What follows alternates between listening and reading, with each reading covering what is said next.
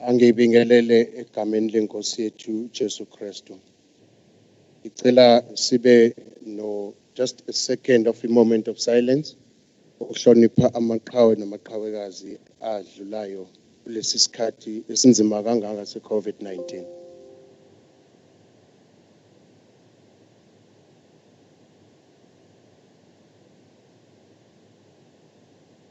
Baba wethu oyingcwele, yise wenkosi yethu uJesu Kristu, umusa wakho nothando lwakho nokukhulu bakho Jehova kumiphakade. Baba siyabonga ukusivusa nemndeni yethu sisaphilile nenyamhla nomphefumulo.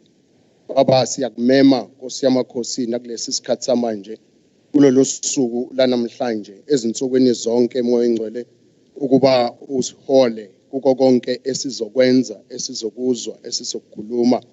Baba namandla naba baphathi uNkulunkulu engcwele nabaholi bezwe lakithi uNkulunkulu engcwele Jehova okuwena mdala wezinsuku owathanda wavuma ukuba basihambele phambili basilungisele isimo sonke esikhona emhlabeni. Sicela kuwe uNkulunkulu namandla ukuba ubaphe ukuhlakanipha nokuqonda konke nokuvikeleka ngisho behamba uNkulunkulu engcwele benza umsebenzi kuba wena Nkosi yamakhosi obavikelayo ngezikhathi zonke. Siyabonga nakulolu suku lokuba uNkulunkulu engcwele baba sihloniphe iqhawe lethu ubaba uGwala uNkulunkulu engcwele. Sicela kuwe uNkulunkulu namandla ukuba usiqinise usimise njalo senze okuyikona nokufanele nokulungile. Sikhulekela baba nembutho yonke ekhona ukuthi babe ngabaholi abanothando nesineke nokuba uNkulunkulu engcwele umsebenzi wonke baba abanikeze wona bawenze ngokuzimisela nangokuthembeka. Siphakamisa udumo lwakho nobukhulu bakho nezibongo zonke zingezakho egameni elihle lomfowethu uJesu Kristu wasifela isiphambanweni ukuze kube phakade. Amen. Yebo.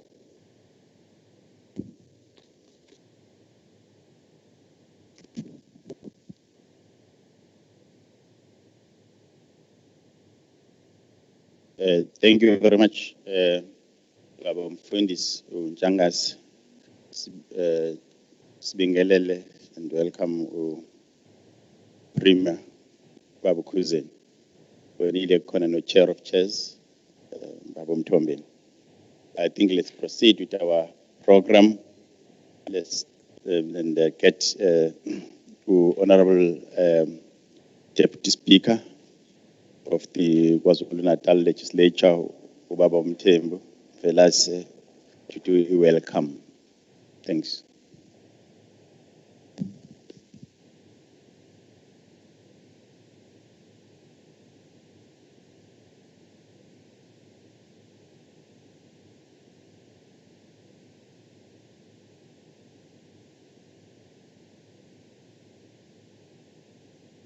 Thank you, Program Director.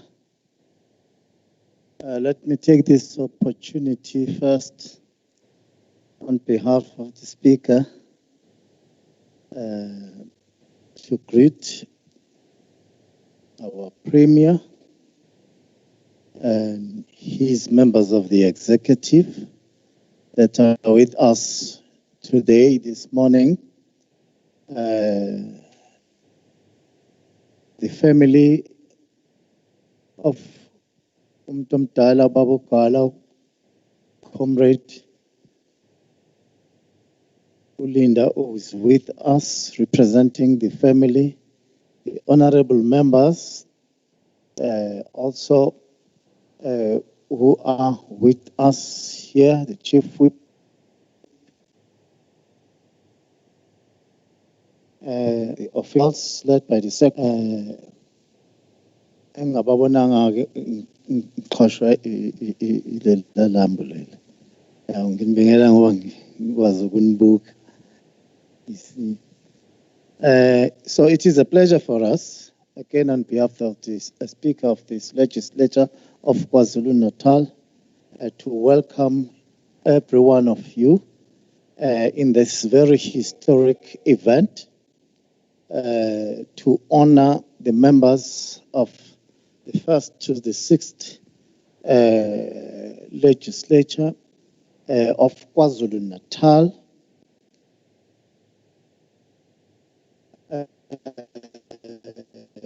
which of fulfilling that this parliament is an activist parliament. Lana ke siyathanda ukubonga nokuhlonipha. So this is to honor these members for the work they have done for the people of KwaZulu-Natal and for the a nation.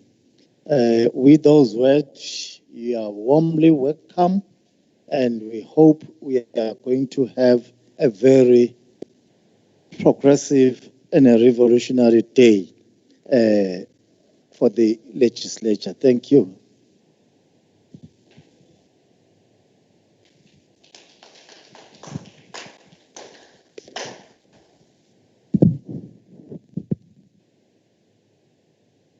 Thank you very much, Babu Mvelas,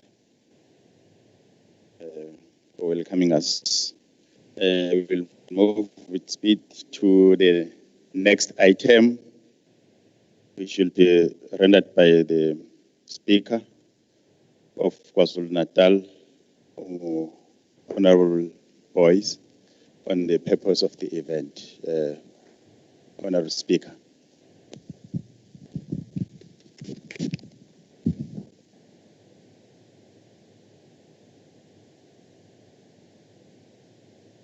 Thank you, Program Director, the Chief Whip, Honorable Zungu, the Deputy Speaker, Honorable Mtembu, the Premier of KwaZulu-Natal, Honorable GWALA, the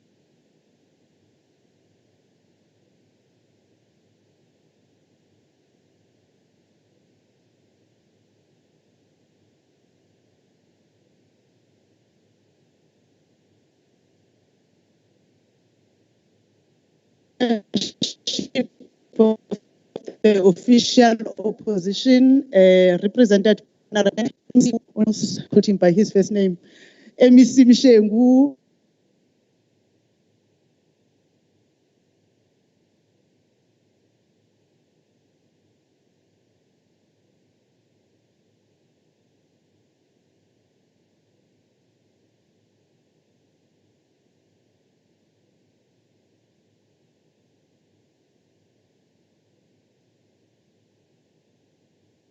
Khoza, MEC Pillay, the chief, and also elected from the other side are also the Deputy Chairperson of Committees, Honorable Zungu,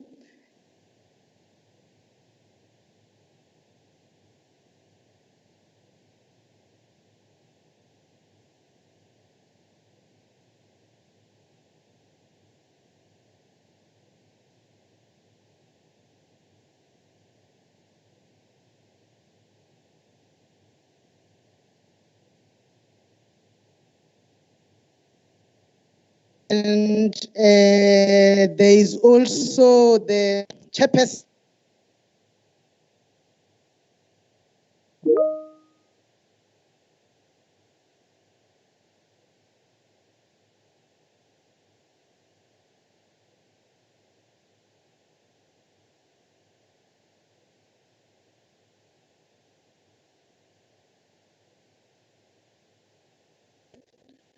of the request for National Assembly meetings. This is a for us today, and the leadership that is with us today from the religious fraternity, the members of the legislature staff, siyanibulisa namhlanje.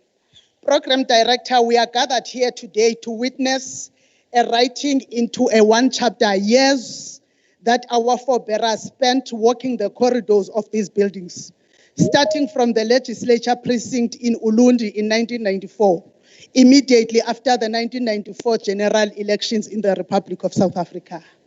The first ever democratically elected legislators of our province, representing the diverse mandates of the equally diverse populace of our beautiful province, were sworn in and started to work for the building of the KwaZulu-Natal that was truly democratic, to be free, but that was still struggling to rid itself of the scourge of political intolerance and violence of that era.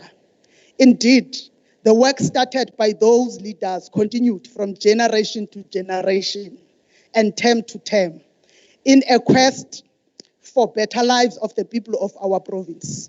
Today, we are gathered here under the COVID-19 regulations that have been put by the government of the day to protect us and ensure that we remain protected.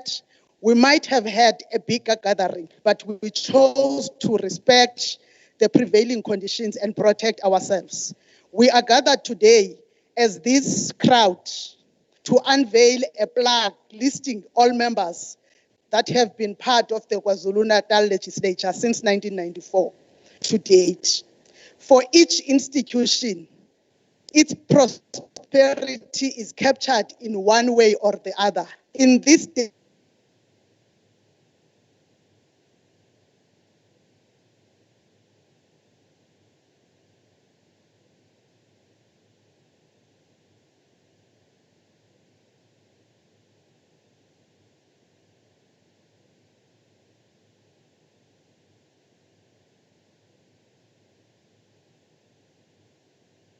age, you can produce a book, produce pamphlets, to preserve our legacy and history for future generations and create points of reference. In line with that, we have also created a journal, which within the Parliament's environment is known as the members' encyclopedia. The information on the journal has been largely contributed to by political parties. The journal has been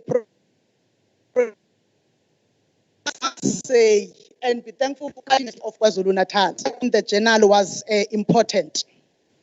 Were it not for the role that they played, we might not have had it. So we would like to thank all of you parties for your contribution towards making sure that the journal is a live document that you can all be proud of. This journal is dedicated, therefore, to the members that came before us, those who are still alive, and those who have passed on. Together with the plaque of members, they are dedicated to all of those members. But among those members, there is one of them who would have turned 100 years this year in July. And the country as a whole is celebrating his centenary.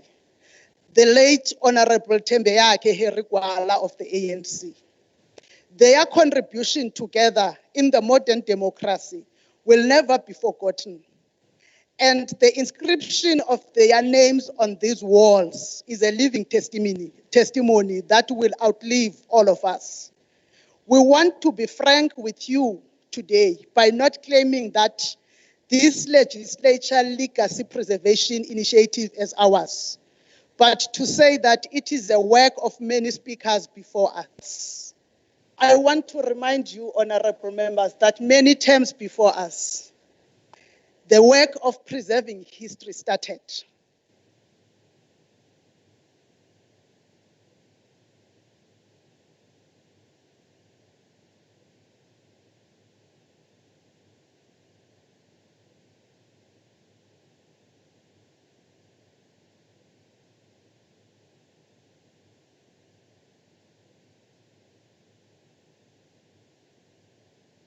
There is a book called The Making of. We are only continuing to create better lives for all the people of KwaZulu. The journal itself might not be what we want it to be, but it is work in progress and a living document. It is a proof that we are all in a struggle to ensure that the strides we have accomplished are properly recorded so that the future generations can take the baton, knowing very well where we come from. Parliaments and legislatures must demonstrate the moves made in our democracy. And through such projects, we are able to track progress made. As parliaments, we are operating on systems that are not ours.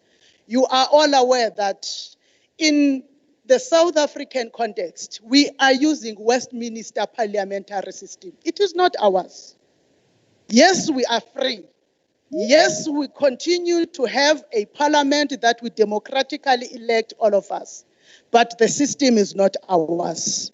So we have a duty to move and go towards making a system that will be truly ours, like we did over the past 72 years since the introduction of apartheid, where South Africa has been a standing rebuke to such scepticism, but we were able to pass through in 1994.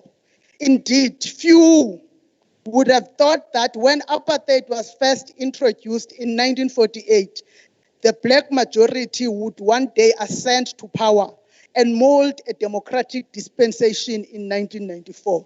But it was never easy, and it took blood, sweat, tears, and thousands of mostly black lives before we could achieve and triumph.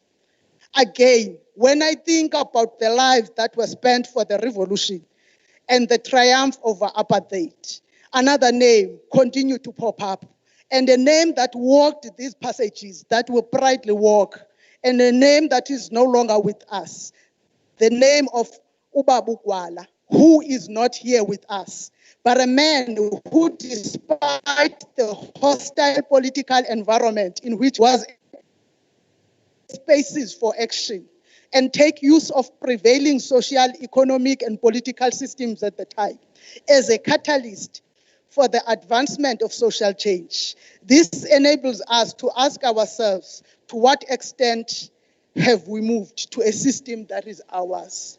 I am asking that question, Honorable Premier.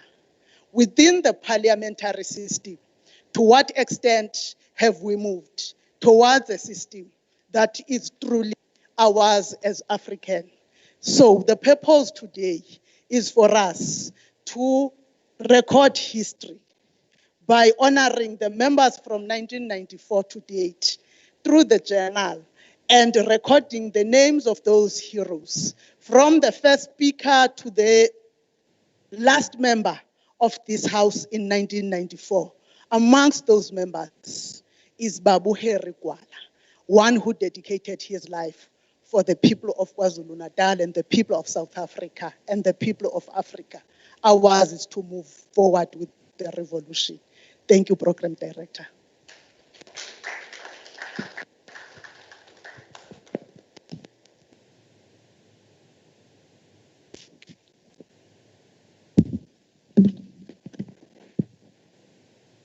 Thank you very much, Speaker.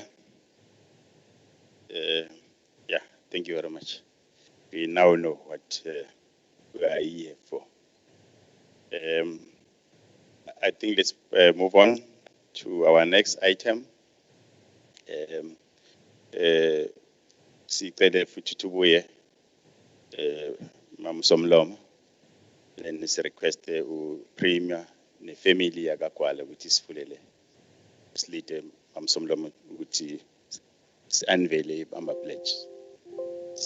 Recognize nokufika kwa Chairperson Foundation, Baba Ulusufi. Thank you very much. Sicela nje nisondele.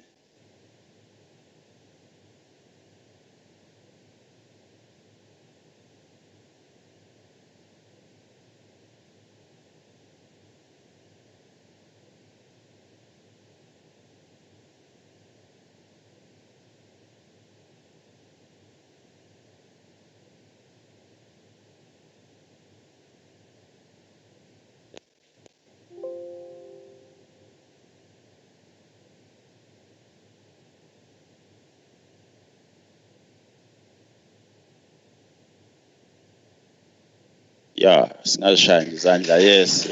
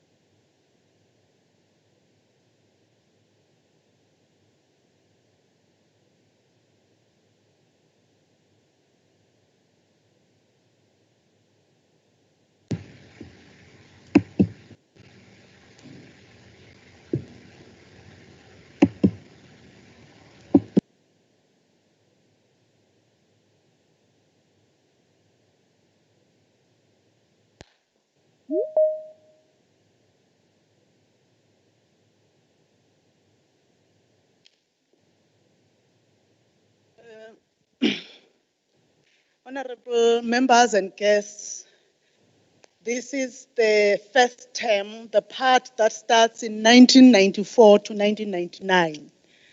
We have also from this term, from this side, also included the part that starts in 1999 to 2004. We have put all the terms. In terms of the space, this side allowed for the 2 terms. That side, the other terms. I will read the terms that side, but here I only concentrate on the speakerships only. The speaker, GHS Mdlalose, deputized by TW Mkhunu. The same goes on to 1999 to 2004.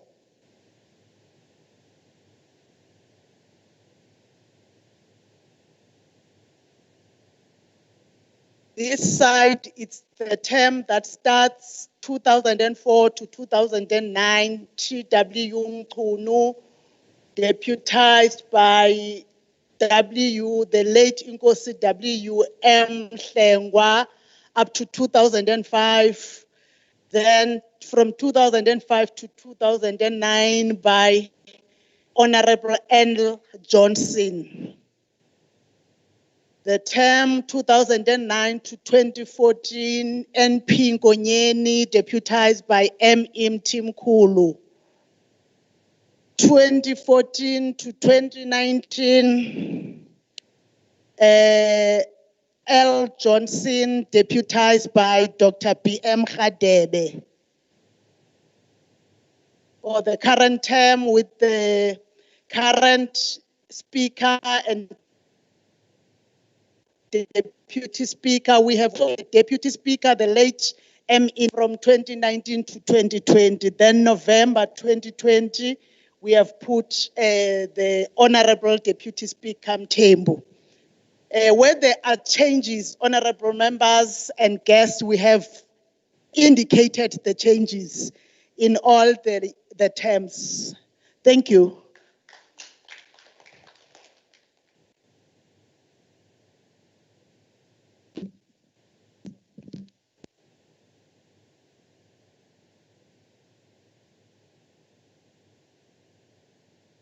Session now. So the speaker, deputy speaker, leaders of Hlalo, whips,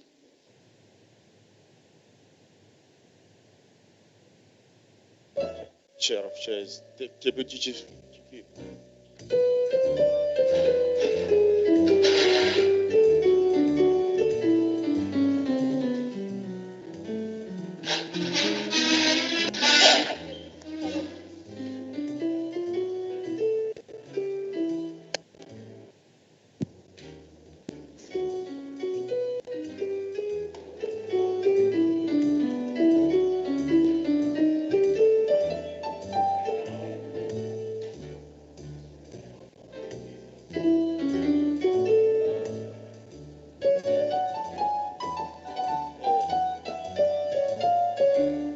Yes.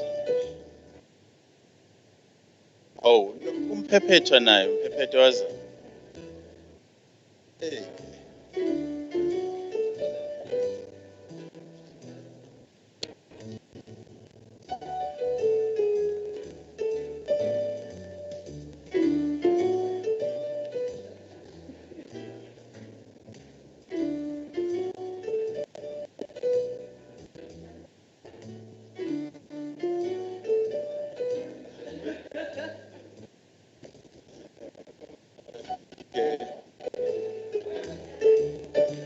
Oh, sisize ngapha le.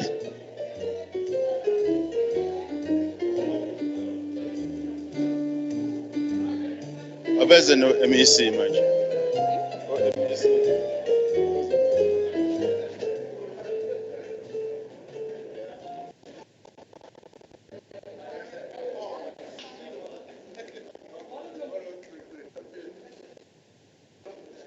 Sesilinde ubaba kunene no chair of chairs. Bye-bye. Oza buyela ngapha. Mshengu umudedele. Ngiyabona nikawe ilezenu.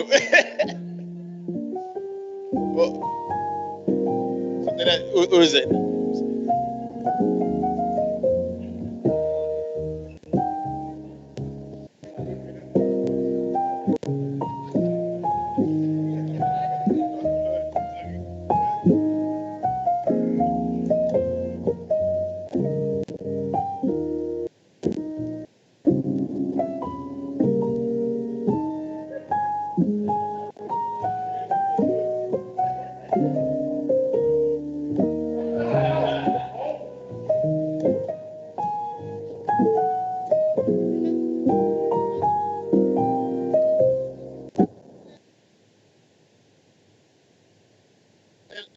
Can we all move to City Hall now for a session is bill?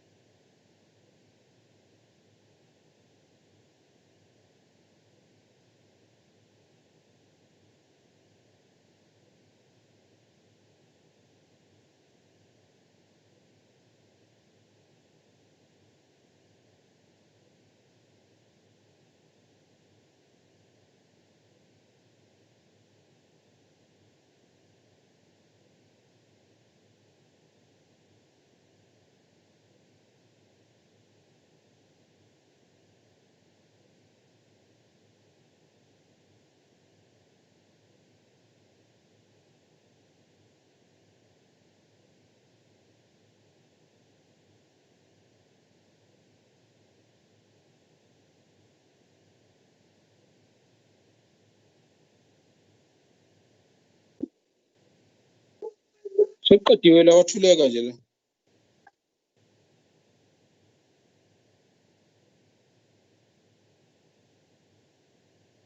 Kuyiwe City Hall Mncwangu.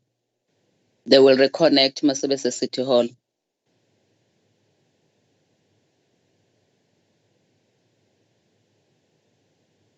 Kanti kwehle kwenyuka kwenziwani bakithi? Hayi uyazi nina wawuyiphatha le program ni plan suka 1 2 check 1 2 uyathola Fis?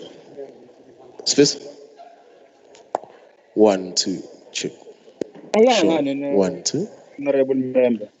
Ngapha ulapha wena. alright ayithola Sanibona bahlonishwa. Mkhaya wami. Uyaphila mfowethu. Ngiyaphila mfowethu. Kwele bridge yayiyana namabridge kodwa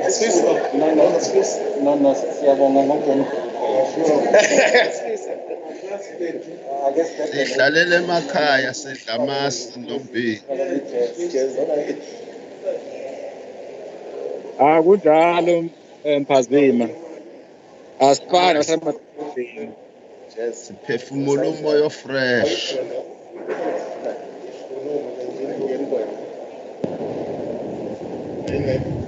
Umavimbela ukuphi ngoba nje esilungwini. Uyambona umavimbela weMphazima usehotela. Okusho kanje mfowethu phela kunamahhotela nangakithi ungasithathe kancane akusiwona kwaNongoma thina.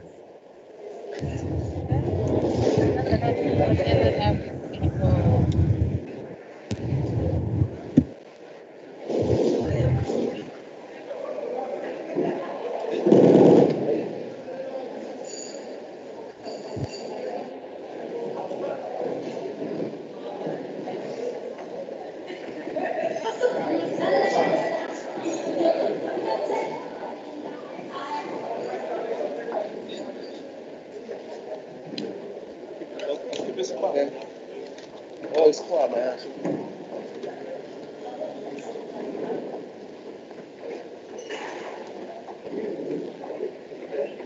akiyazi kade ngeke kanjani nami phesha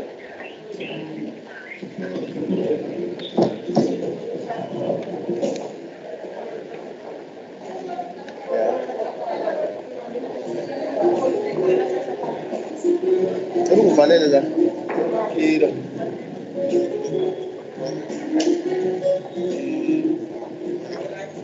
hayi manje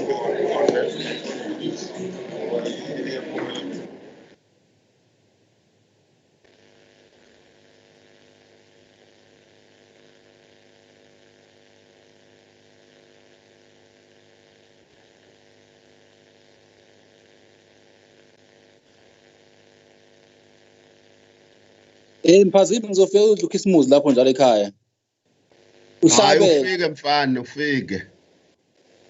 ngeza nje. Ufike mfana.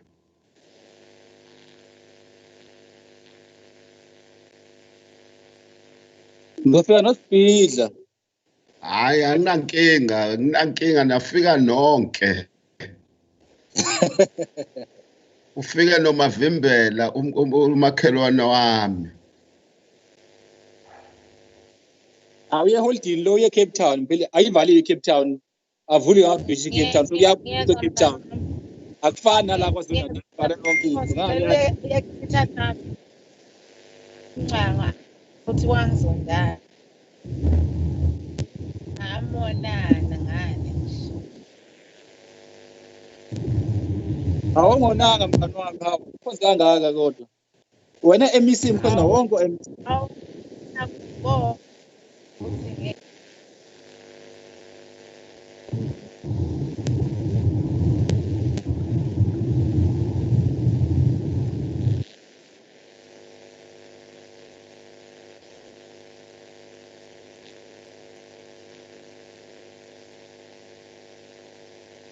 The weather yase-Cape Town nge-summer is not conducive for tourism eMnyango.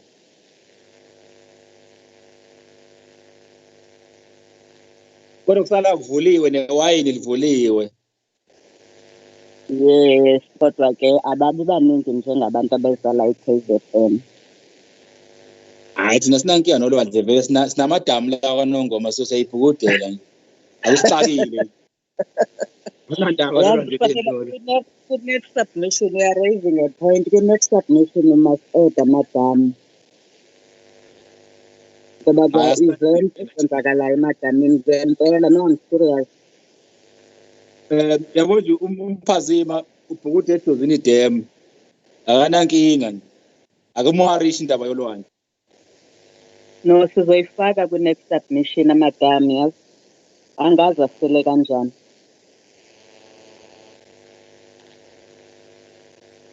Niyakhuluma leyo nto bafuthi inkomo zami zifa isomiso emakhaya kukho ngisho amanzi emadanyini. Awuthengi ngani uGeorge uziphuzise ngamanzi kaGeorge? Awu kodwa ngakuphusa kanjani phela mina ngumnumzane mina zila ko 100 or so. You can afford. Abangaki ke la. Ngisho ukuthi you can afford. I can't afford. Lakini ukuyocela imvula KK.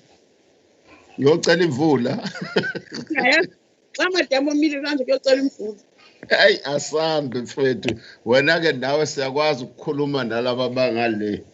Sikwazi ukuxhumana nje bese besixhumela umdali. Ngoba vela kuthena la sendlini amanzi. Mhlonishwa noma keke ungadlali ngomphazimi. Hayi sekuningi kakhulu akwazi ngeke sakwazi ukukhuluma acela inkulu.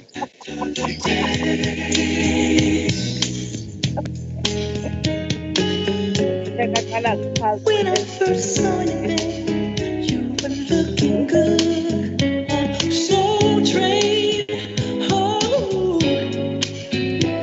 can't stop it for you. I saw you there. You were spinning, dancing everywhere. I thought to myself, she was so fine, the way she moved.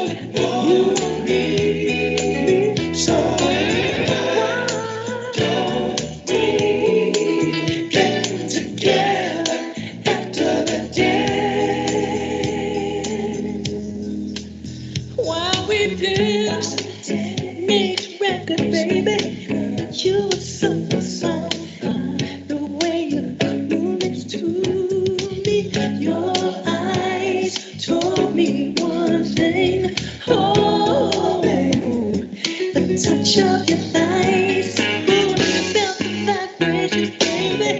Sanibona Mhlonishwa uFraser. Started talking. You needed time to make up your mind. Oh, yeah. Nobody else think that's how I feel. Please take me, what you gonna do?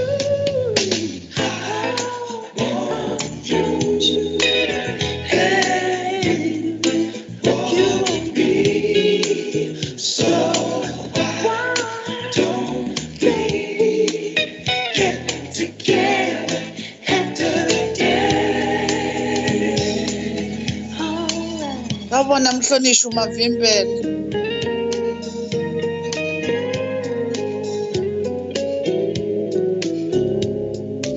Imisi Mavimbela sawubona.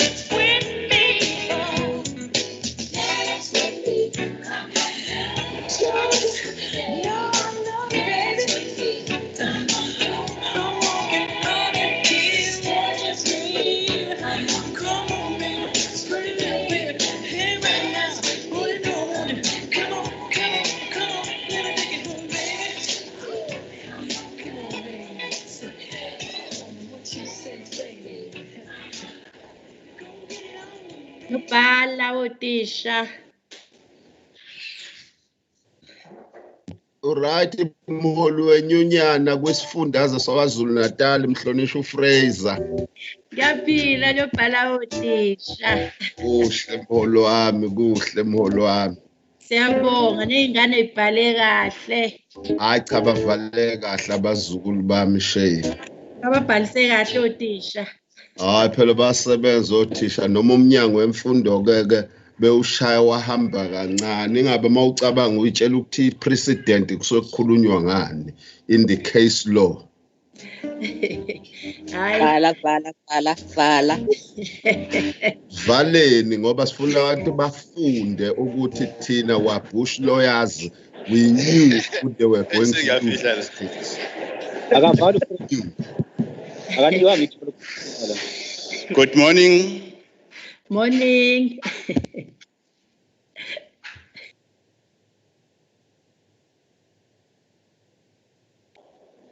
Good morning. Good morning.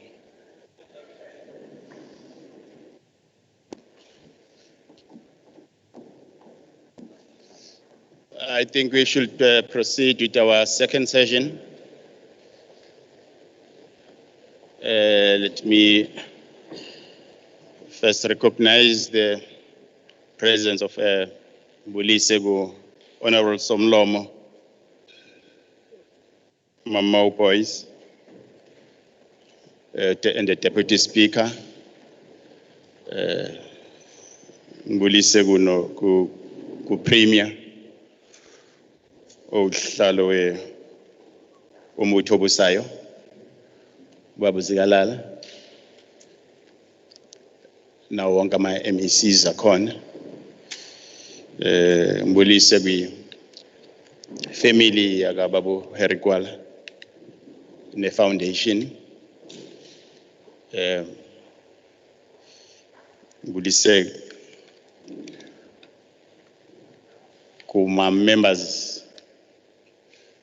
legislature led by Deputy Chief Whip, and the Chair of Chairs,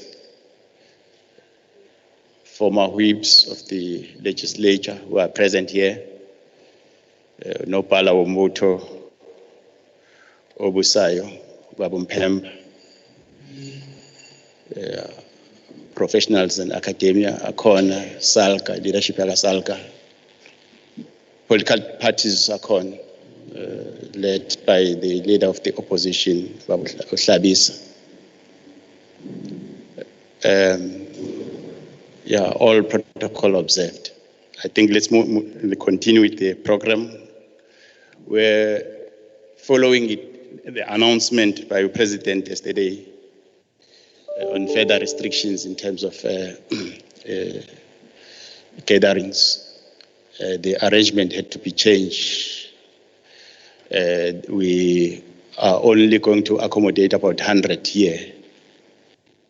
Others will be linking with us using the chamber.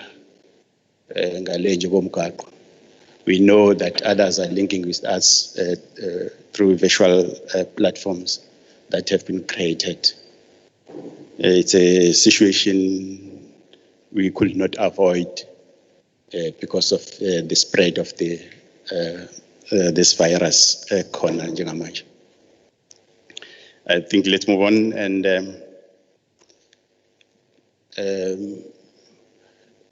Speaker, one of the leaders, Zombuto Busayo, Esapila Ubaba Omakaye, once said, there are those who are struggling for a day. Kukutina, munda struggling, abenje konem zabalazo nusugo lot abonta inzi madenta kumuke. There are those who are struggling for Unyaga, for many more years. But he said, as I recognize Ilaba struggle share, I will be involved with struggle for the rest of their lives. But I think Kubabu Harry GWALA go more than that. Because even now, after Seshile, spirit sake sazabalas Senate. Bengifuna ukuqala nje lapho bese ngithi asiqhubeke neprogram yethu and allow Speaker of the Legislature, Honorable Boys, with us senzele welcome and the purpose of the lecture. Simshayile izandla seza ngaphambili.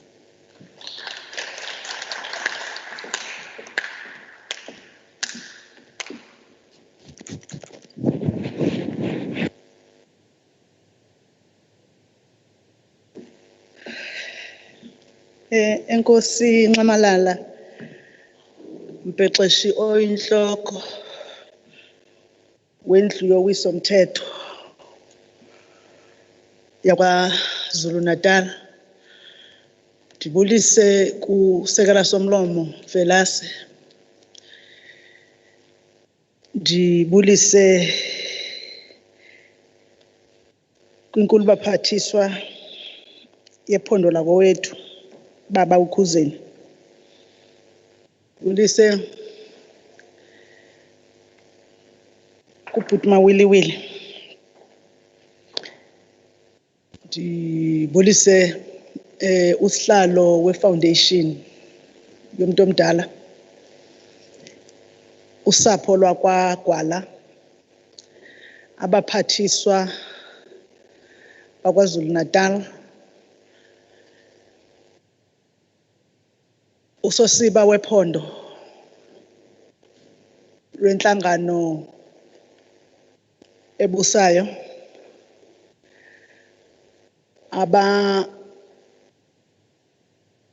lungu esishayamthetho saKwaZulu-Natal, usihlalo weSalga ophinde abe kwiqumrhu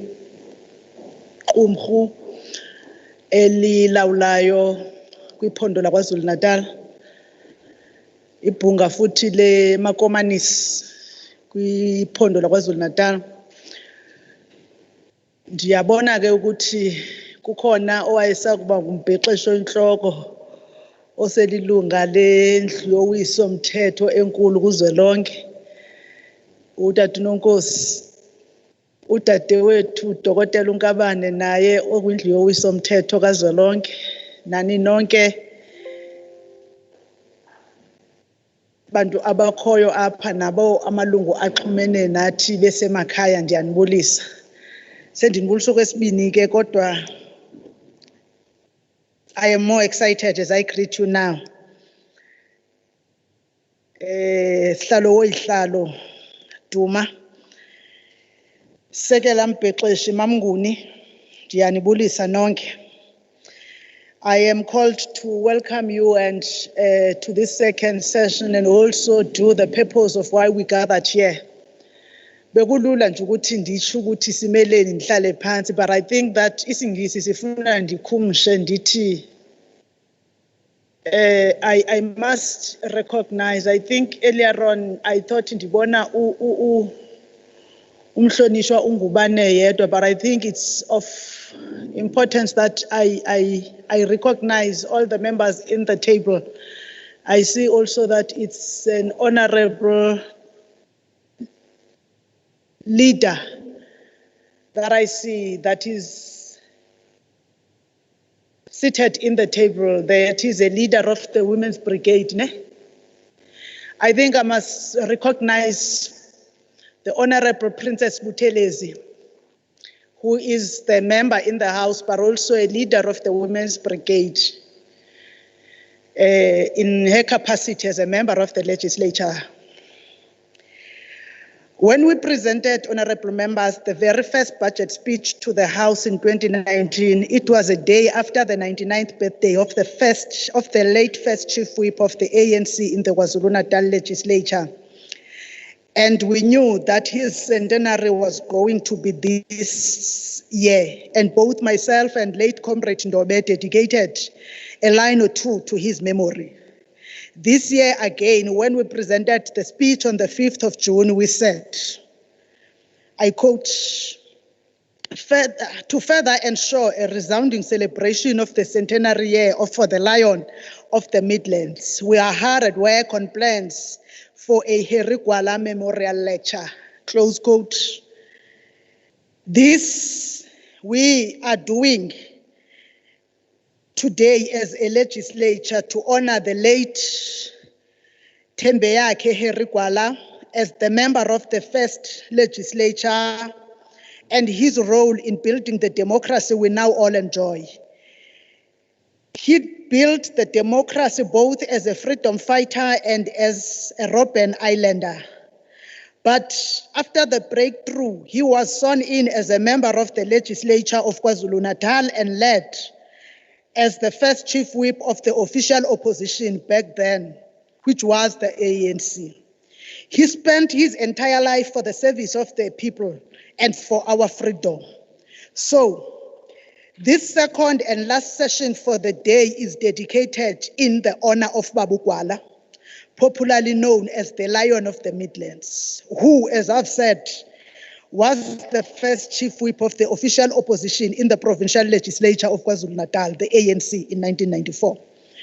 Dr. Mxolisi Dlamuka, one of South Africa's respected historians, described Babu GWALA as a leader that was always determined to find solutions to challenges faced by the people. These abilities, Dr. Dlamuka postulates, enabled the late Honorable GWALA to turn his imprisonment at Robben Island into a site of political struggle.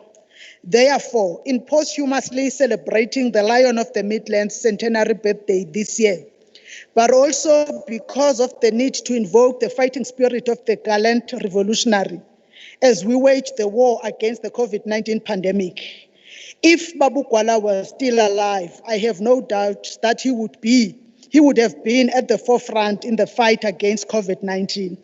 Ubaba GWALA was a courageous leader and whom we can regard as a man of steel. He was committed to defending and serving the people under any circumstances, and that he was a leader that the liberation struggle needed. We must be thankful to the GWALA family, despite all his suffering, including his harassment and incarceration by the state. Twice in the Robben Island, his family worked and supported him because they believed in his cause and the cause of the people's liberation. His family stood by him throughout, even when he became sick. They continued to stand by him. So today, as we celebrate the first chief whip of the opposition of the House, Ubaba GWALA, we must always keep his legacy alive because it is a relevant legacy. It provides us with good values and good vision. In honor of Ubaba GWALA, I would like to call upon all South Africans, and especially the people of KwaZulu-Natal, to be not apologetic by standing to fight against gender-based violence and inequality in our communities, but also to observe rules and regulations of lockdown by wearing masks in public places, wash their hands by soap or sanitizers, and consistently keep social distancing. Sibambisane ukuze sinqobe izinkinga esibhekene nazo kwezempilo. This lecture is part of a series of events that the legislature has had, and it started as part of the legacy preservation. We started at the foyer earlier on. We have committed to honoring and preserving the history of the institution. We are not committing to doing anything else beyond committing to change the system that we live under, especially within the parliament system. When we gather here today and when the presenter of the lecture speaks to us, I am sure that there are few lessons that we can take. Upon those lessons that we take, it must be that what we can do as individual legislators to improve our work. What is it that we can do as current legislators to strive to emulate Ubaba GWALA? How can we honestly serve our constituencies through all challenges that they face? How can we stand for what is right regardless of who stands to benefit from the wrongness? We must continuously also try to be like Ubaba GWALA, who was a lifelong learner, who imparted learning to all his comrades in Robben Island. We must also ceaselessly embark on self-development in order to serve our communities better and carry out oversight over government departments diligently. When I speak about carrying out oversight diligently, I am not like prescribing how we must do oversight. But when we do oversight, honorable members, we must remember Ubaba GWALA. Ubaba GWALA did oversight during apartheid. He was able to call out what was wrong during apartheid.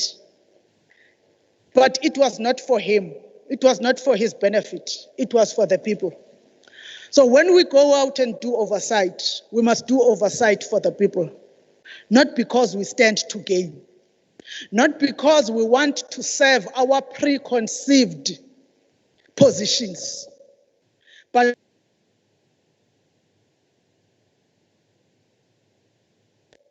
based on what, as the legislature have determined for us as the benchmark that we want to achieve. This we can only do when we endeavor to develop ourselves and continuously capacitate us to be better politicians and legislators. We must also, as I spoke that Ubaba GWALA was supported by his family, we must also create strong families so that the basic units of our societies remain stronger for the societies and communities that we live in. can also contribute to the betterment of our country. Gender-based violence, especially as we go to the holidays, continues to be a sore in the side of our society. And gender-based violence starts within families and go into the societies. If we do not build strong family units and we do not end gender-based violence within the families that we start and we come from, and build open, loving families, gender-based violence will not end.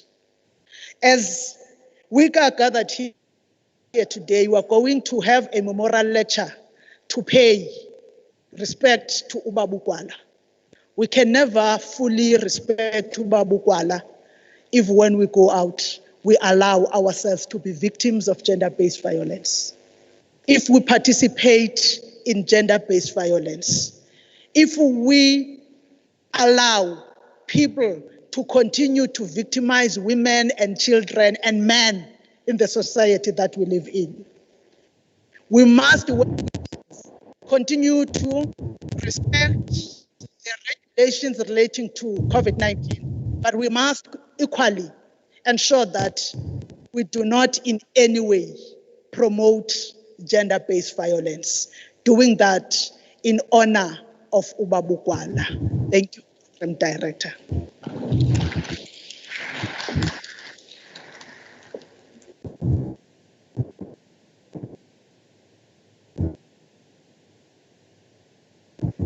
Thank you very much, Honorable Speaker, but I'm sure we can do better than what we have done. Thank you, thank you, thank you. Let's move on with our program and request the Deputy Speaker, Baba Umthembu, azowenza introduction kwi-keynote address ka-speaker. Baba Mbelasi, singashaya izandla nje siseza simwela.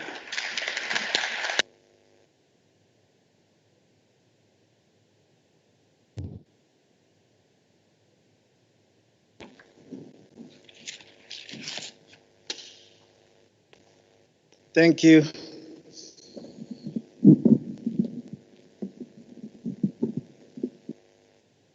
Thank you, Program Director.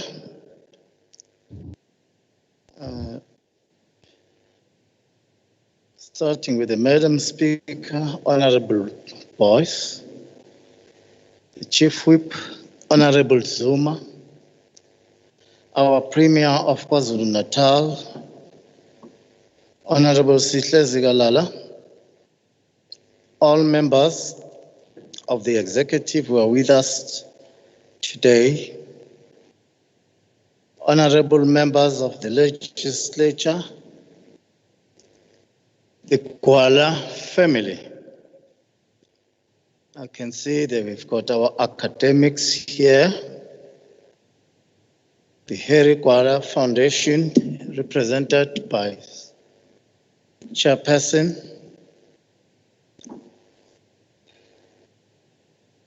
my Secretary of the ruling party, Honorable Tuli, the leader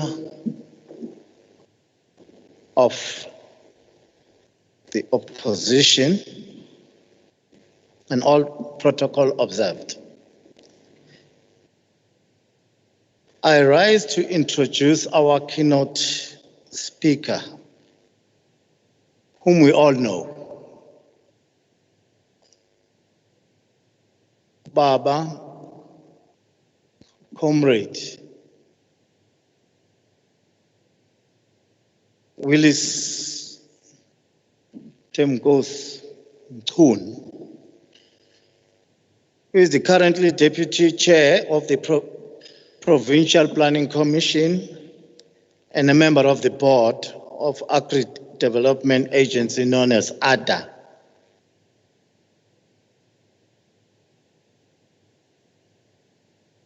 To know our speaker, whom is well known and accepted on the ground,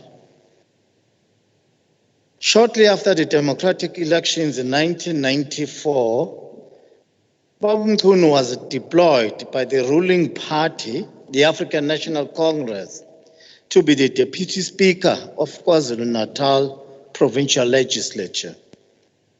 He worked very closely with the former President of the Republic of South Africa, His Excellency J.J. Zuma, when the President was the MEC for Economic Development and Tourism in 1994.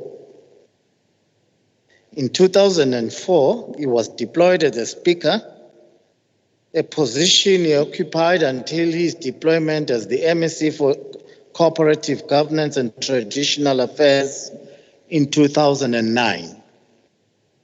Again, in the same year, he was deployed to be the MEC for Transport, Community Safety and Liaison, a position he held until May 2016.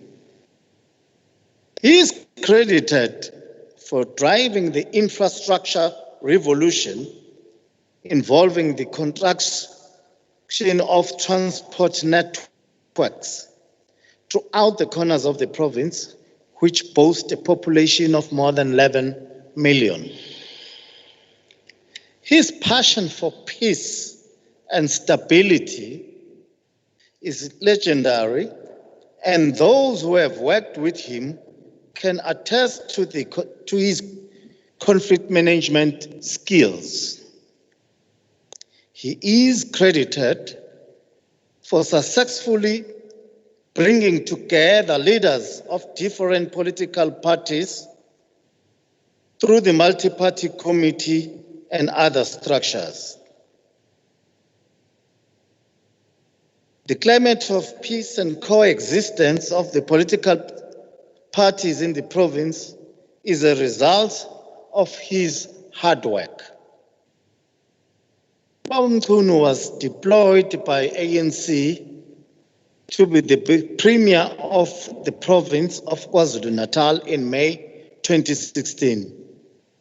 During his term of office as the Premier, Babumtunu embarked on a program aimed at putting the province on a new trajectory of socio-economic development.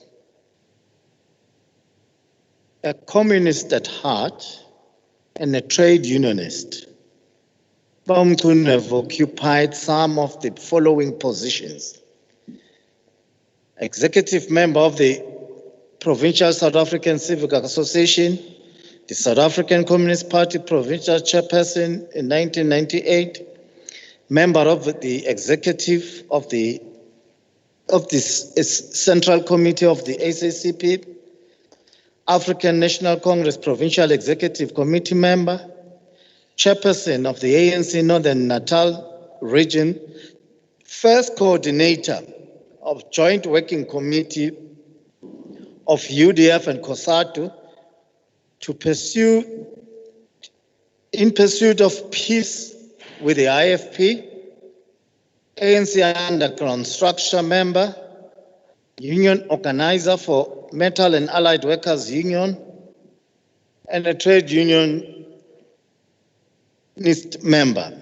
In view of his different roles and responsibilities that he has fulfilled over the past years, our former Speaker and former Premier is qualified to speak with authority on the life of our leader, Comrade Babu Heri GWALA. Could we please stand up as we welcome Macingwane to the podium to address the audience? Phakathi.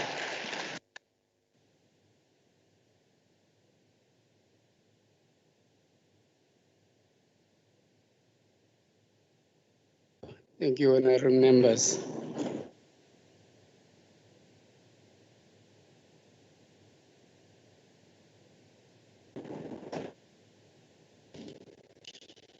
I only agree with the Deputy Speaker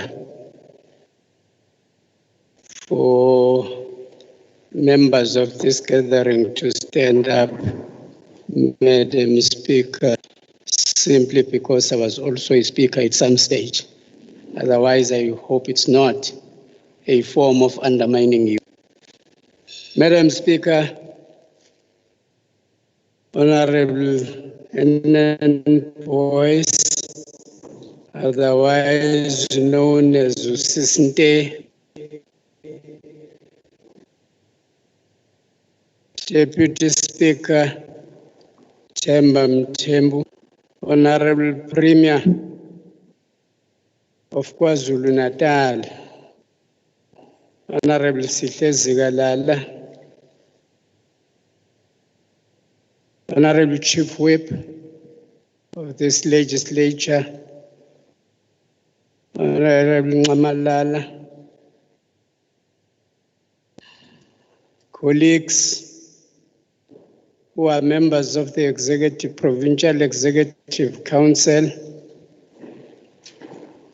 members of the legislature present, the leader of the official opposition, Honorable Hlabisa,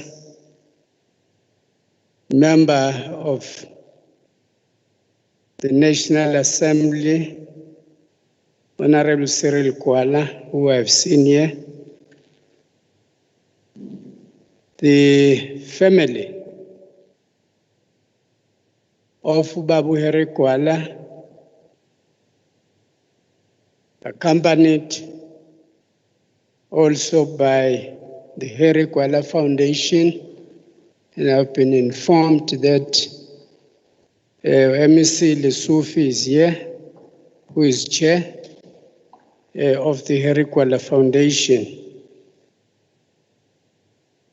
Nobala, African National Congress, to which Comrade Tumtumtala belonged.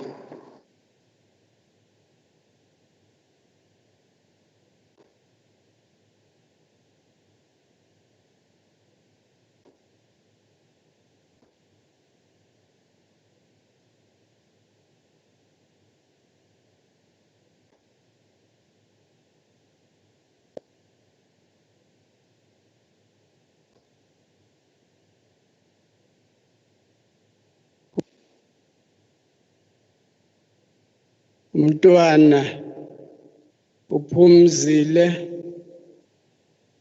yabezitha, all other persons who are here in their capacities from wherever they hail, fellow citizens who are streaming live in various social media platforms, and members of the media who are here, to all of you, good morning. Madam Speaker, I must first and foremost extend words of appreciation to you and the honorable members of this House for inviting me to say some words about Comrade Babu Heri GWALA. I certainly am honored and privileged to reflect on his legacy, the one and only Lion of the Midlands. All of us gathered here today are here to reflect on the recipient of his Twalandwe, which is the highest honor that is always bestowed by the ANC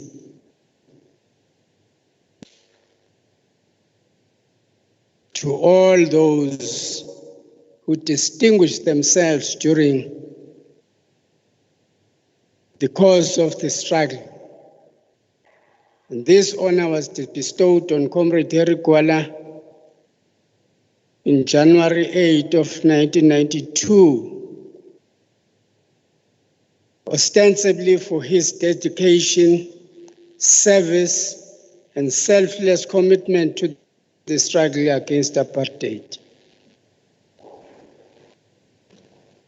I wish to point out from the onset that it is not an easy task to eloquently articulate various responsibilities that Umtomdala, as he was affectionately known, fulfilled.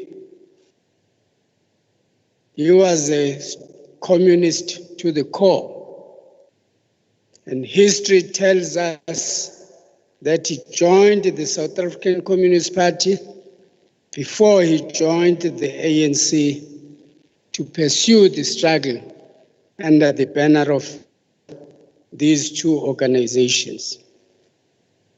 The apartheid masters of the time never imagined that today we would stand here and talk freely about an activist they once listed under the Suppression of Communism Act in 1952, a leader that they banned for 2 years in that period.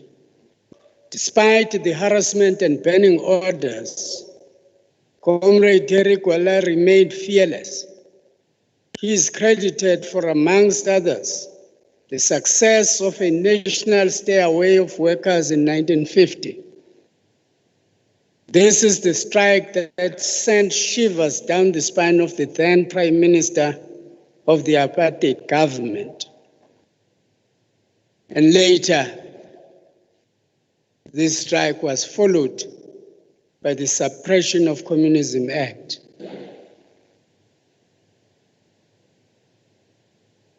Honored guests, a few books have been written that capture some of the many aspects of the life of Comrade GWALA.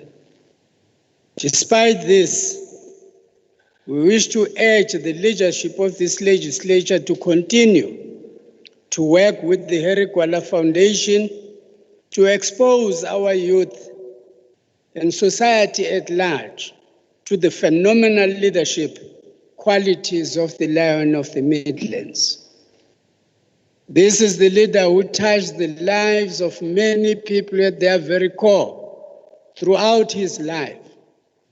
To the apartheid government, he was a terrorist that had to be taken out by all means to limit the spread of communism and socialism influence. It is for these reasons that they celebrated in the 1980s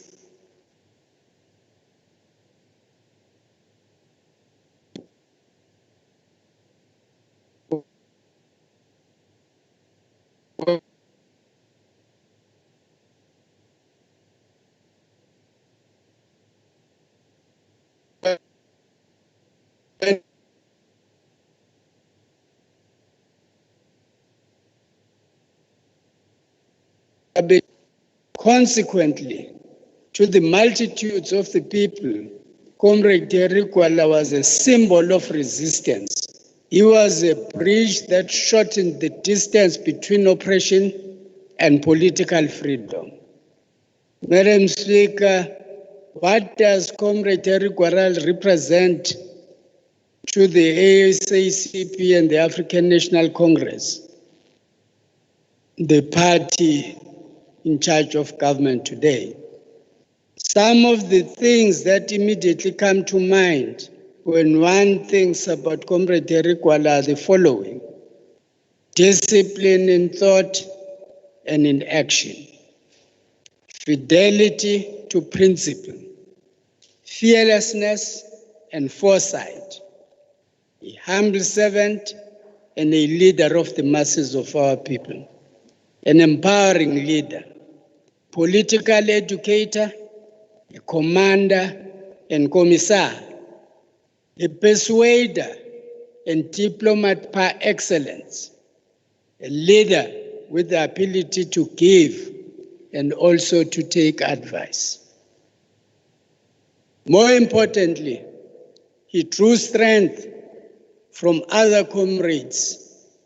And we can mention comrades such as Baba Archie Kumede, one of the co-presidents of the United Democratic Front, Comrade A.S. Chetty, Comrade Chota Mutala, and the renowned Comrade DCO Matiwan. He worked with these distinguished leaders in organizing the Midlands delegation to Kliptown for the Congress of the People in 1955, as well as for the All-in Africa Conference in Pietermaritzburg in 1962. The latter event took place in a hall which stands even today in what is now known as Zimbali Township, and was the occasion of the last public speech of the Black Pimpernel, as Comrade Nelson Mandela was referred to, before his arrest outside Howick in August 1962. In fact, this All-in-Africa Conference, which was held,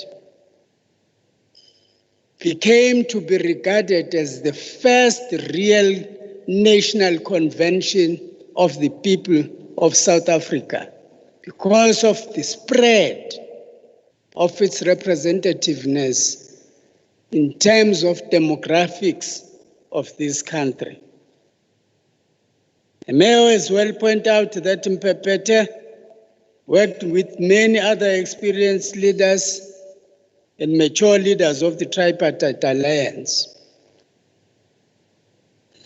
Amongst the old comrades, we can refer to Comrade Umfenendala and Comrade A.K. Rasool. Those are old comrades of the ANC.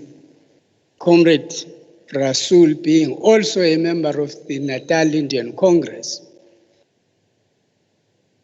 On the younger generation, he worked with the likes of Comrade Ntela Skosana, Comrade Nzwakhe Sithebe, Mangete, the late Mangete Zwane, and the late Comrade Gabama Katini. But he worked also very closely with Comrade Chief of Staff, Comrade Chris Ha.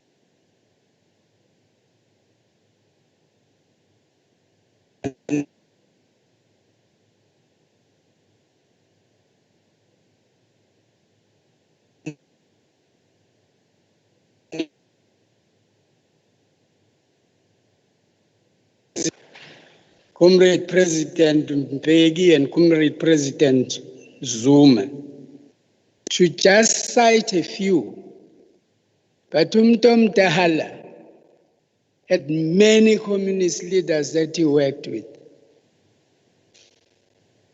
Before incarceration and after incarceration, he is one leader here in the province of KwaZulu-Natal, we could safely say, accommodated many of the young leaders who came for advice, or those who came because of the skirmishes that were taking place in their own areas. He was a great political teacher who taught generation after generation. He was very popular for his teachings at Robben Island. And we used to refer to Robben Island as our university during those days. It was our political university. Ntomdala introduced many of the younger generation to Marxist theory and to communism.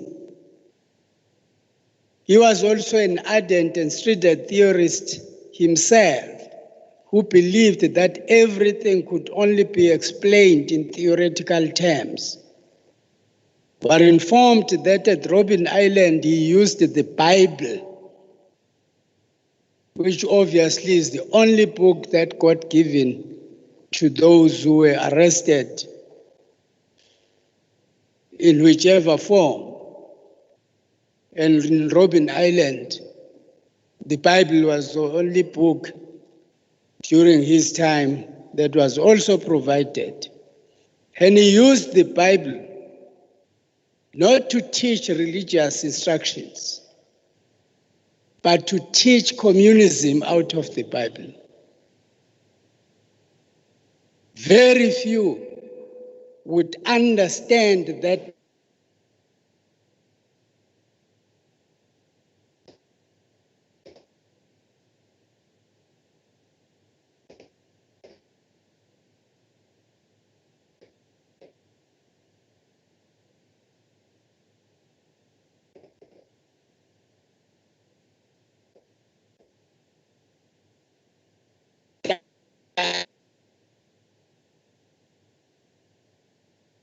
he was an ardent historian and loved both local and international. Hardly ever answered any questions without referring to history.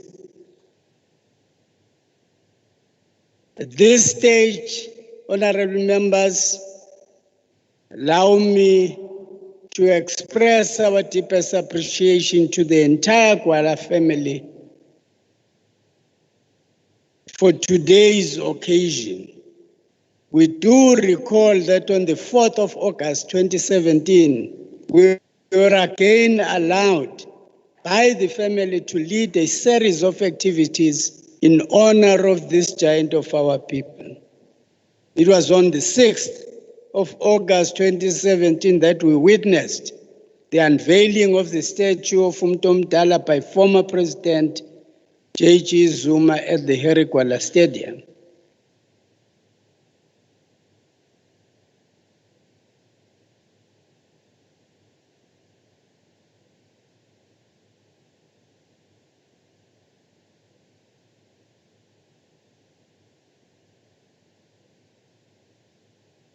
Family, we don't take these things for granted.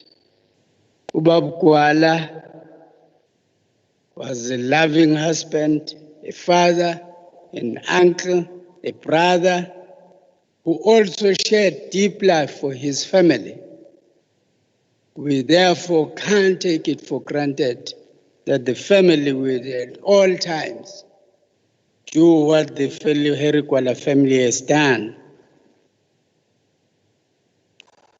We also remember, when we talk about the family, that Comrade Harry GWALA was still in prison when his wife, Umam Elder, passed away.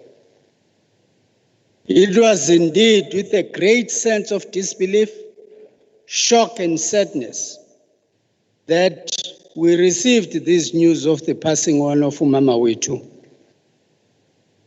and that she was no more.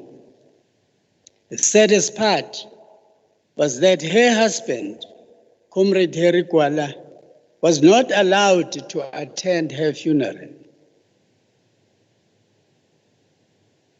The sad passing of Mama Elder and the apartheid government's decision not to allow Comrade Harry GWALA to pay his last respect to his dear wife is something that is rarely spoken about. But in fact, this was the most systematic brutality and cruel form of silencing and weakening Comrade Harry GWALA. This barbaric decision left unbearable pain to the family, to relatives, to the leadership of the alliance, to the general membership, but of course, to Comrade Harry GWALA himself. Whilst Comrade Harry GWALA enjoyed the pain,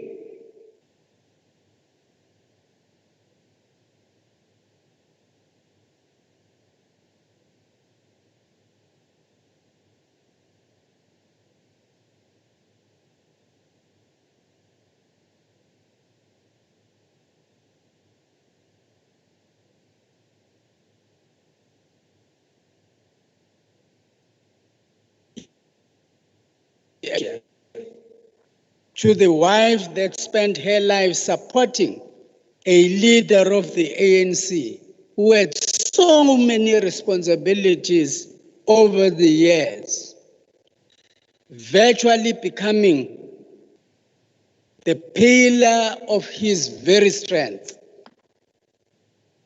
It is only fitting that at this point, on behalf of the ANC, the Alliance and this House, we must say a big salute, albeit posthumously, to Mama Elder for her revolutionary loyalty and dedication to the family and the struggle for our own liberation. Mandla, long live the spirit of Mama Elder, long live. So here we are today, all family, friends, colleagues, and comrades, united in paying tribute to your husband, Mama Elder, Comrade Harry GWALA. We must take this opportunity to thank the Harry GWALA Foundation of the leadership, under the leadership of Comrade Panyaza Al-Sufi, for preserving the legacy of the Lion of the Midlands. We are very thankful.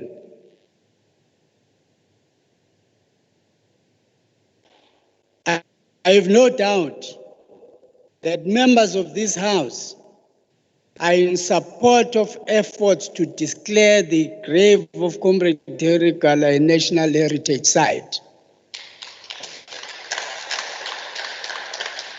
If we do not do that, honorable members, we would be paying lip service to the struggle. But most importantly, we would be paying lip service to Comrade Harry GWALA and his suffering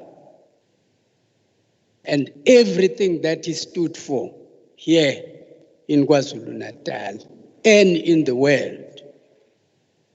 Honorable guests and viewers at home, when the last president of apartheid South Africa, F.W. de Klerk, announced the unbanning of political parties such as the ANC, SACP, the PAC, and other liberation organizations, Comrade Harry GWALA remained very suspicious. We all remember that he was even suspicious of the CODESA negotiation process.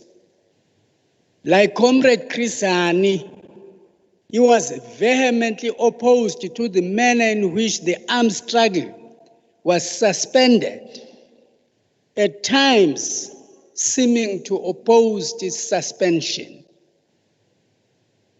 His mistrust of the National Party is well documented. He analyzed every statement by ministers under apartheid government, including every pronouncement by the National Party leaders. He was concerned about what is described as a soft approach of the ANC leadership towards negotiations.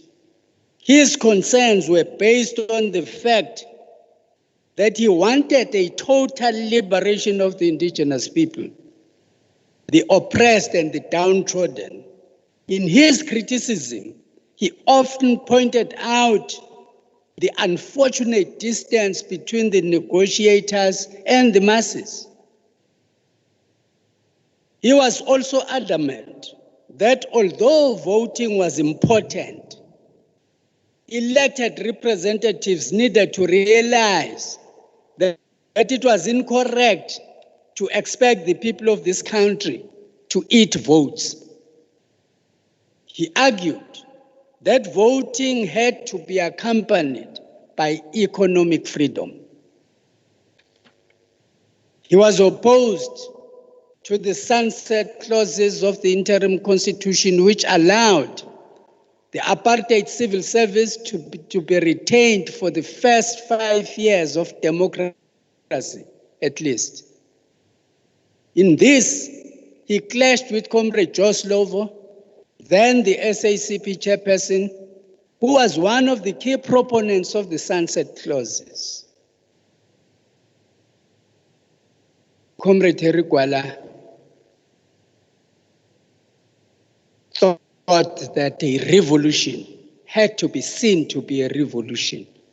If we had come to a point of taking over power, he believed we must take over power and take over everything that goes with power. He didn't believe in piecemeal approach. Honored guests and honorable members, I won't be doing justice to this important memorial lecture if I do not talk about political violence that started in KwaZulu-Natal in 1983 with the formation of the United Democratic Front. Ababephila ngaleso sikhathi, ababe active ngaleso sikhathi, bayazi kahle le violence eyabulala abantu kangaka ukuthi yaqala kuphi, yaqala kanjani. Kodwa bayazi futhi ukuthi the main cause yokuqala kwale violence ukwakhiwa kwe-United Democratic Front eyayingonile lutho, kodwa kukhona bathunikala ngaleso sikhathi. We then ended up with this bhicongo esabakhona. We recall that upon his release from Robben Island in 1988, he found political related violence ravaging this province and displacing many communities, including the youth. Thousands of young people sought refuge in his house. Cabanga kuyabona ukuthi unomuzi ongakanani. Kodwa wonke umuntu wayebaleka yekhona. Sekubuya ilida ye-ANC, ibuya ejele. But efika uyithela kulolu dlame, fika ungena kulento yokuthi abantu babaleke kuzo zonke inkalo zaKwaZulu-Natal.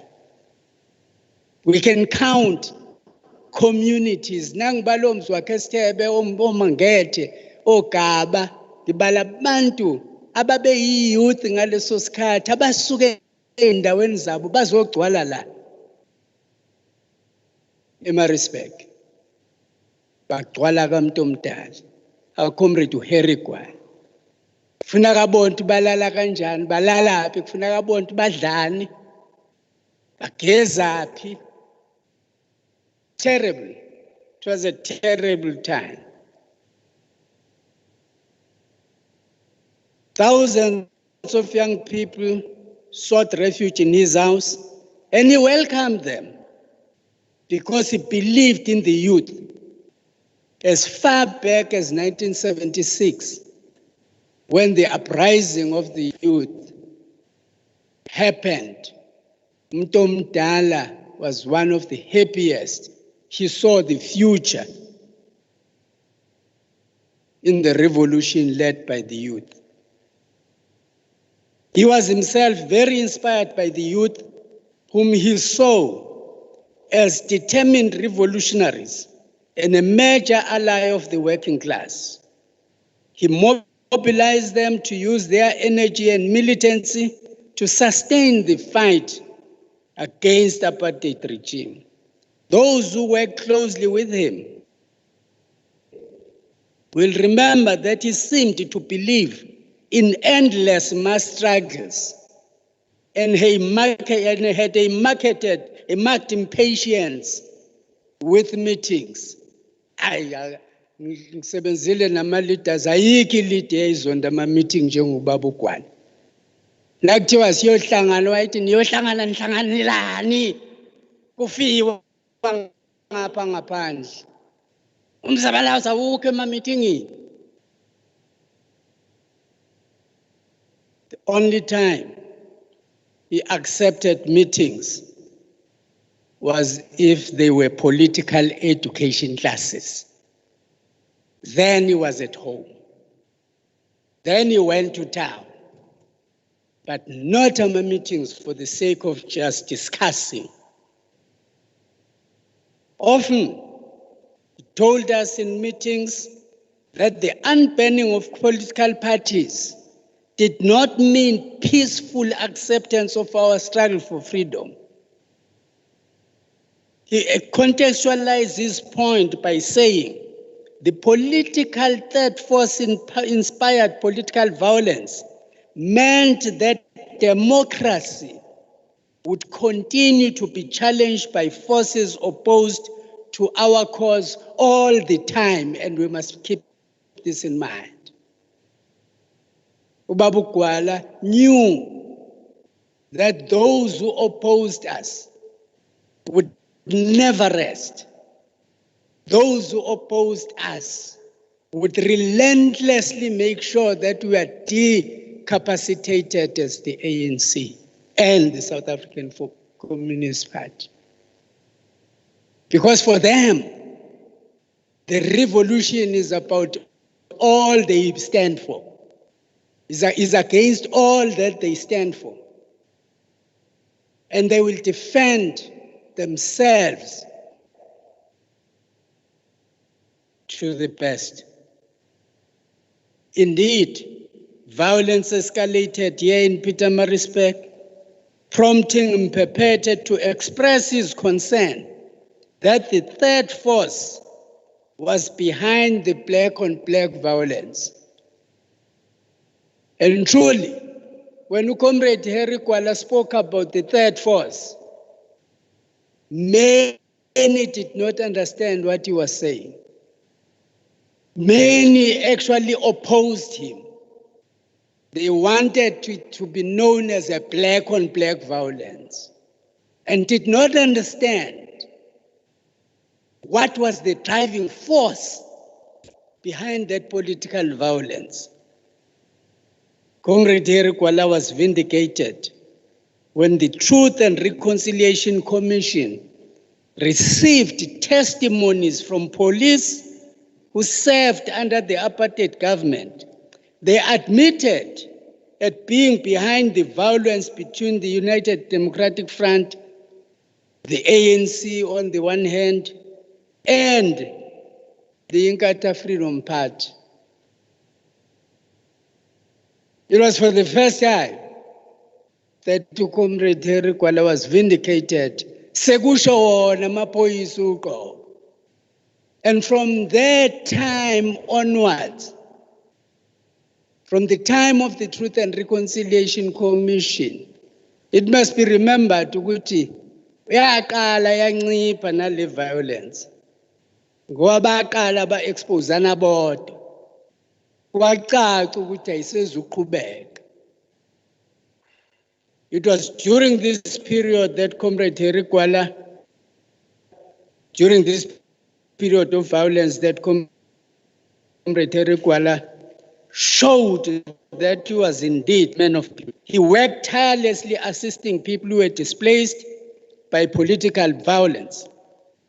He did not just only talk to those who were displaced. Comrade Harry GWALA went right into the heart of violence. La kwakuliwa khona, la kwakufiwe khona. He was the first leader to arrive there. And when he arrived, he was the first person to identify politically what was the problem. But he was the first person to inspire ababeshaywa ngaleso sikhathi ukuthi defend yourself. Nobody else will defend you. And indeed, many heeded his words, and that defense was mounted in all corners of South Africa and all corners of KwaZulu-Natal where the ANC was under attack. Kwalunga. It is for these reasons that, amongst others, in 2010, the government posthumously awarded Comrade Harry GWALA with the Order of Mendi for bravery in gold, for displaying enormous courage and bravery at the times when it was needed. There were more than 14,000 people, women and children from Pumuza, Mafunzi, Nati, Imbali, and Sobantu were affected by violence of that time. Others came even from Richmond. Just talking about here, Maritzburg, were affected by violence, and many lost their families. Many had their houses burnt down. Some of the people were accommodated at the Masons Mill refugee camp in Table Mountain, while many others were accommodated in churches by revolutionary church leaders. Comrade Harry GWALA became their father during the most traumatic period, often counseling them and assuring them that one day there would be peace and stability in our province.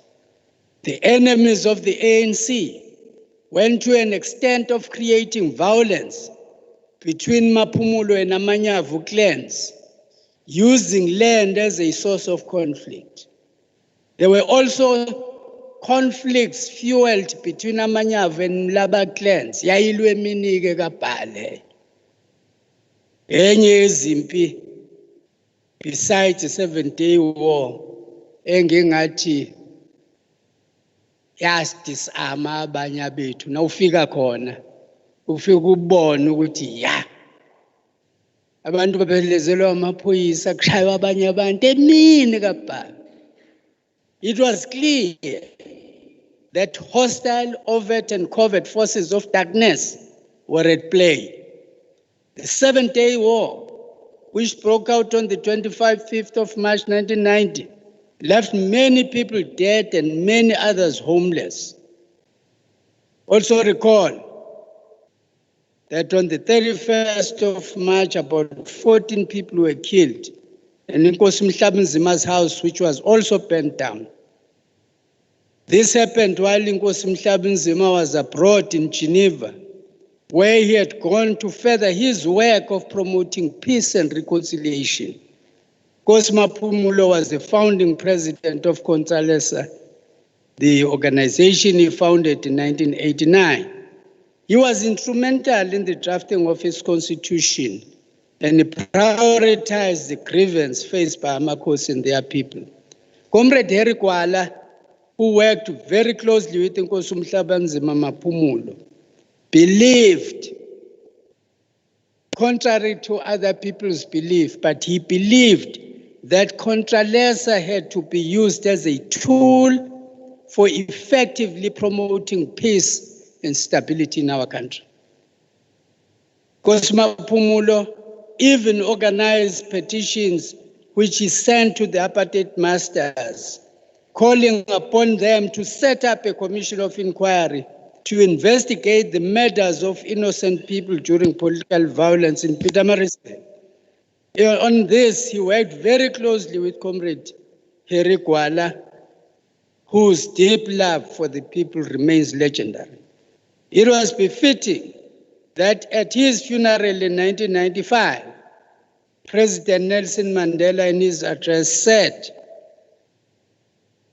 "Baqola bamphephethe sifunda njengoba kubhaliwe masithi mphephetwa ningasho ukuthi ngoba sididekile siyawazi amaphephethe sifunda nje ukubhalekile niyabazi abantu bahlale bedideka bethi mphephetwa isikhulu samphephethe."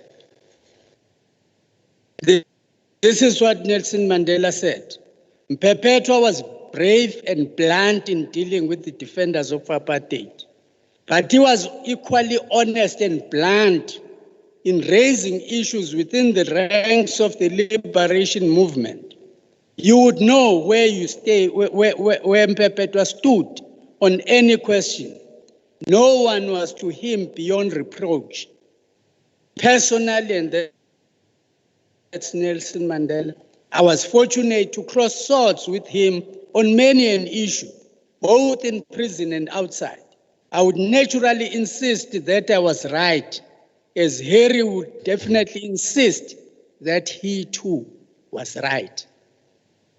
That was the nature of Umtomdala. Mayimile umile. Miso kwenqampe. Ayishintshwa nje. You must have very good logic to persuade him away from his own policy position. This memorial lecture in these premises should be a source of inspiration. Our presence here today is a good gesture of respect to the GWALA family. We pay tribute to the ANC and the SACP, the parties he served with loyalty until his last days. In fact, we should have mentioned the trade union movement as well, because Comrade Harry GWALA was a trade unionist, and all the work that we see today, noma ke sewubuye ungahambi njenganaleya ndlela exactly. Kodwa umsebenzi weCOSATU was supposed to be umsebenzi we-South African Congress of Trade Unions. Ofunda kahle uyakwazi ukufunda amagama, South African Congress of Trade Unions ne-Congress of South African Trade Unions. It's one and the same thing. Yafana ne-Communist Party of South Africa ne-South African Communist Party. Kushuthi kwakudlalwa njengamagama to adapt to the times. So we pay salute to all of you who nurtured Comrade Harry GWALA, and he served all of these organizations till the last breath of his life. I have no doubt that we are all rejuvenated to be in these premises, which one of the giants of our liberation struggle once worked, spent his entire life in pursuit of a dream to free his people from the yoke of oppression.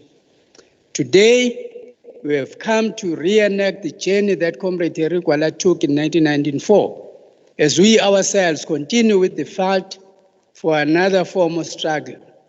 By referring to the fight for economic freedom, Comrade Harry GWALA's principles, teachings, and values must continue to be the guiding light of our movement long after he joined a glittering array of other icons and activists who left us. The legacy of Comrade Harry GWALA belongs to all of us and those who continue to participate in the struggle to build a society characterized by unity, democracy, peace, prosperity, equality, social cohesion, and stability.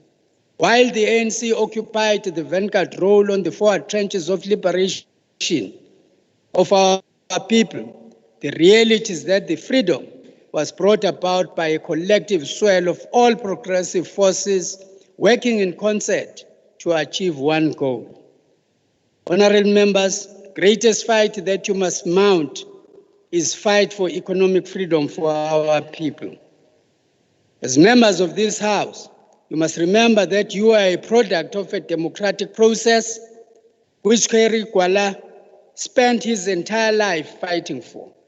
As you discharge your duties in different portfolio committees, you must remember that you represent the aspirations of the electorate, not your individual interest, and that is what Comrade Harry GWALA would have said. COVID-19 pandemic has brought the economy to a standstill and inflicted untold sufferings to millions of people in this province. Rating agencies, economists, commentators, and financial institutions have given different guess estimates on its impact. During this difficult period, the people of KwaZulu-Natal are looking up to you to provide leadership.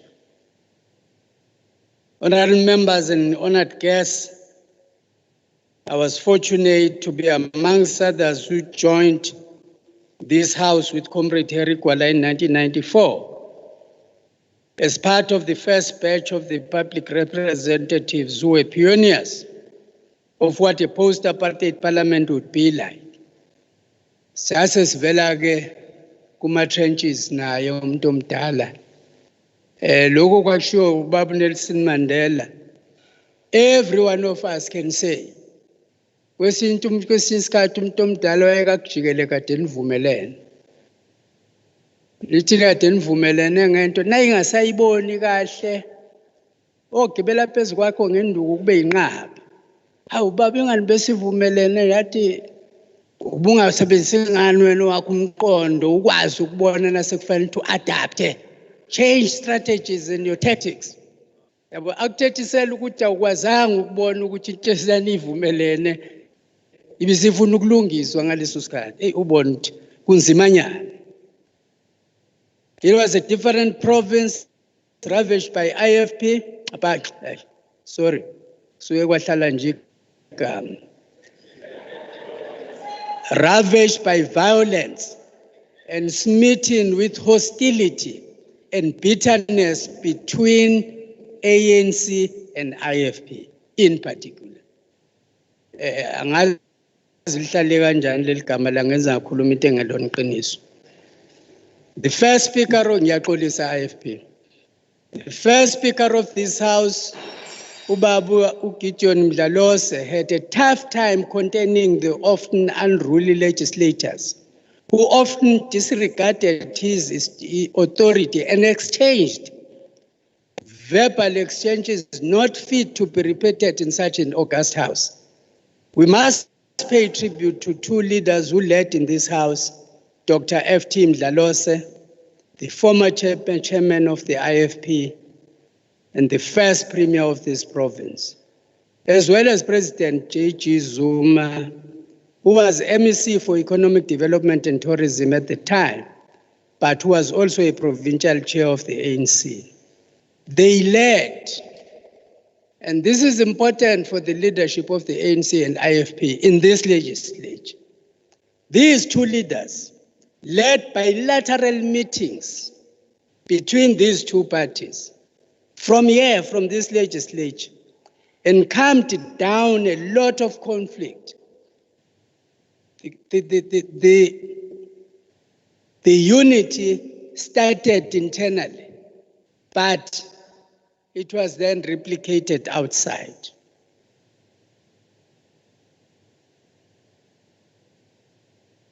This calmed down a lot of conflict and brought sanity.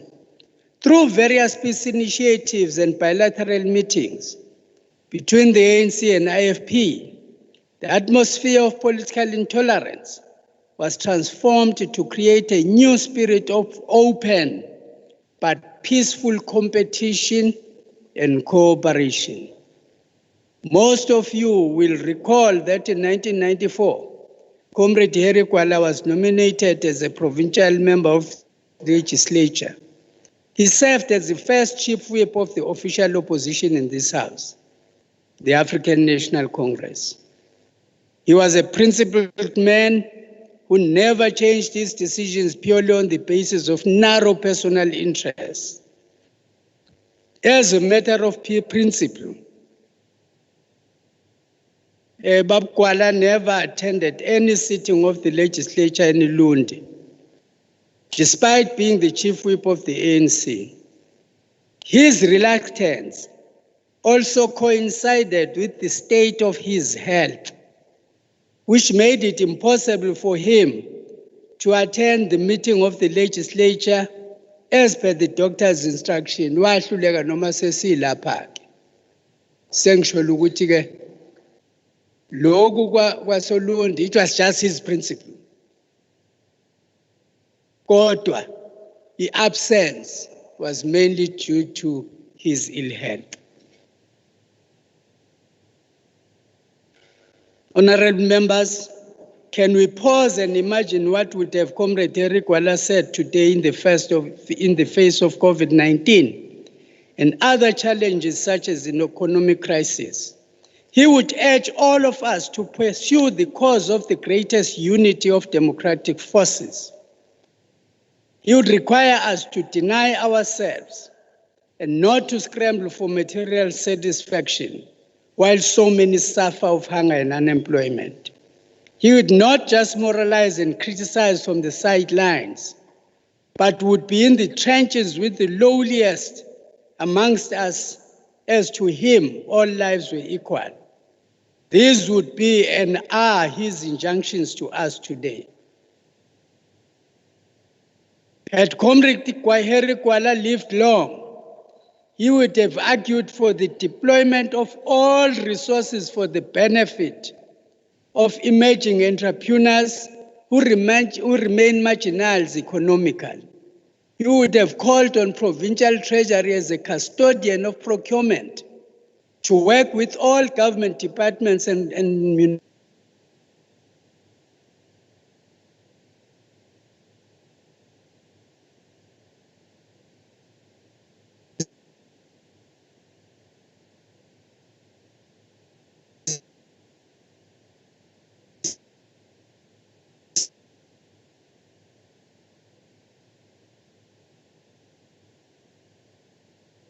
impact of this pandemic.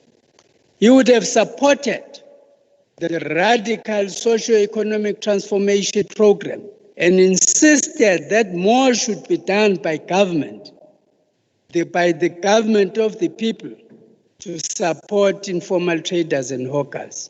As a firm believer in socialism, he would have called on government to intervene and ensure that support is offered to the workers in the informal economy, especially the cooperatives. During this lockdown, we witnessed many workers complaining about employers who failed and refused to ensure that they accessed the National Temporary Relief Scheme. GWALA would have declared this as the worst form of corruption and termed it as the manifestation of capitalism in its true form. He would have called on law enforcement agencies to leave no stone unturned in the fight against the private sector corruption. Very little do we fight against the private sector corruption. We fight against everybody else, but now we private sector. Situkwehla. Kodwa ingoba basekho abantu abadala abafana njengoComrade Henry Gwala. Abeyoyihlasela kuzwakala ukuthi iyahlaseleka i-private sector nge-corruption. Because his understanding was fully that capitalist by its very nature is a system rife with corruption. Comrade uPlate Nzimande wayebiza ngokuthi what dog eat dog. Kusho ukuthi inja idla enye inja ukuze kuphilwe. Ukuze kube khona iprofit. Funa kube khona omunye odla omunye. As a former worker at Dunlop, he would have ensured that government did more to mitigate the impact of the national lockdown on workers. He would have been participating robustly on the issue of the nationalization of the Reserve Bank. He would have rejected the Reserve Bank in its current form. He would have also campaigned for its nationalization and transformation towards serving the people of South Africa, especially the marginalized. In addition, he would have continued with the fight against land dispossession and would have pursued a vigorous campaign for land repossession by African people. He would have been very irritated by African people who are campaigning against hearings to amend Section 25 to allow for the expropriation of land without compensation. Yengamqaka le ukuthi umuntu omnyama owathathela umhlaba wenza kanjani ukuthi aphikise indlela yokulungisa leso simo futhi. In contextualizing the lack of understanding of our history around land dispossession, he would have used the African proverb, a people without knowledge of their roots are like a tree without their roots. He would have emphasized in all public platforms that land repossession is about ensuring access to land ownership of land and the creation of wealth for the majority of South Africans, he would have argued strongly that land still represents a huge percent of all the wealth in the economy. In this regard, you would have been in support of the suggestion that if you are a landlord, you get every rent every month, just like stockholders receive quarterly dividends. In addition, you would have been in agreement with another argument that suggests that in the same way that a stockholder can use dividends to buy more shares, a landlord can use rental income to buy more property. Importantly, he believed that the working class must own the means of production and should have equal claim to the wealth of this country. He would have supported the agrarian revolution and programs such as One Home, One Garden as a means of attacking poverty that inflict mainly the indigenous people of this country. He would have also urged government to pursue vigorously a program focused on assisting emerging farmers and ensure that they are involved in the entire value chain of agriculture. He would have said in order to realize this, access to the land remains critical. As an educator, he would have tirelessly worked very closely with stakeholders in the education sector to champion the use of innovative means to ensure access to quality education for the Black child. Comrade GWALA would have created a support base of all community leaders and civil society to rally behind school governing bodies, teachers, and learners for the improvement of quality education and outcomes. Having once worked at Itindale Hospital, we would have supported healthcare workers and all health professionals who are fighting the outbreak of COVID-19. We would have insisted that more resources should be deployed to protect healthcare workers who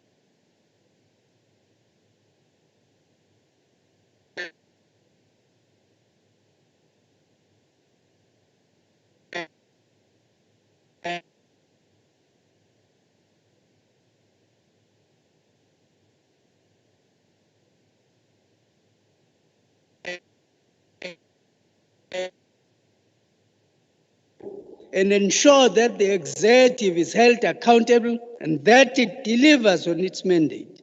He would have encouraged a robust debate and a climate of coexistence of political parties in society.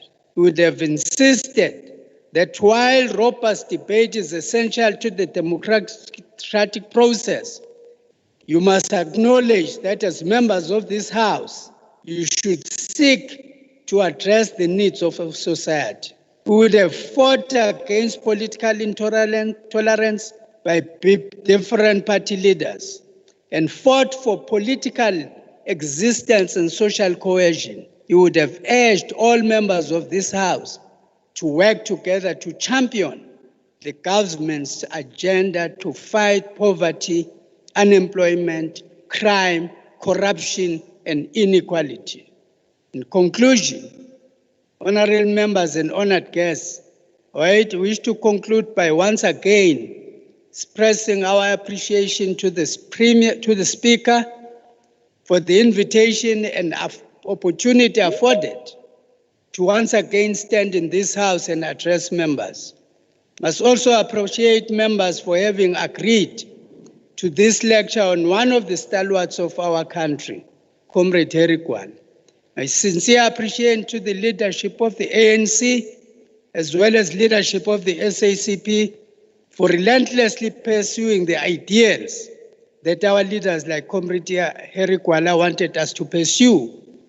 I leave this podium with a deep sense of humility, pride, and appreciation to the former and present members of this House for the support I was afforded. Firstly, whilst I was Deputy Speaker, and secondly, when I was Speaker of this House. I particularly want to single out the first Speaker of this legislature, Ubabu Gideon Mdlalose, for his unwavering support to make me a competent speaker of this legislature. I came here not knowing anything about the work of being the deputy speaker or even being speaker, but he supported me. In fact, nangifika la uComrade uSibundebele wangitshela nje singena la wathi hey comrade masingena la ngaphakathi kuzokhethwa upremier bese kukhethwa uspeaker yobe usuphakamisa isandla sakho ke nase kukhetha udeputy speaker. And the question yami yathi Comrade Sibu yini kona lokho udeputy speaker? This is how raw some of us were when we came to this legislature. But to Comrade Ubaba Mdlalose wangithatha njengengane yakhe wangenza ngaba umuntu. May his soul rest in peace. In fact, he was the first person engafunda kuyena ukuthi you can work and do work and forget about your political party affiliation and concentrate on your work. Make sure ukuthi umsebenzi we-institution enikezwe yona uyasebenzeka without politically fighting ninani nodwa. That's how matured he was, and I was very honored when he invited me to his funeral to speak as a friend. Majina ngangimncane kangakanani ubaba uGideon emdala kangakanani, but he said I must speak as a friend, and I did so. Through the support I received from all members of this House, I succeeded in making my humble contribution to ensure that this legislature fully served the people of KwaZulu-Natal.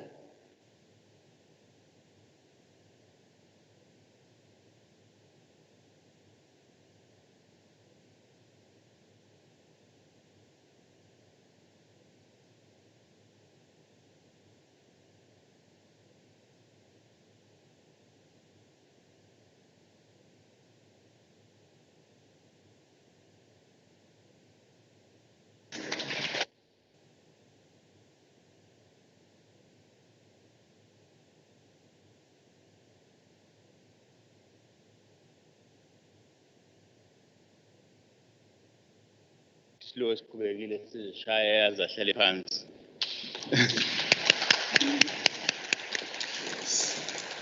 Siyabonga amacengwana yo. Sikhabulile kakhulu today. Sibonga kakhulu.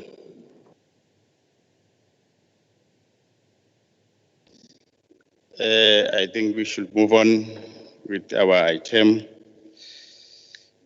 item. Sibona ukuthi ubaba umdala njengade ifamily ye-legislature ne-family organization akuyona, but bephuma kwi-family futhi yakagwala. Socela ukuthi sizoza ama-remarks aphuma kwi-family.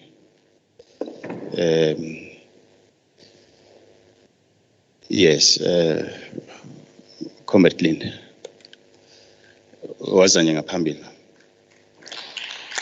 Simshaya izandla seza.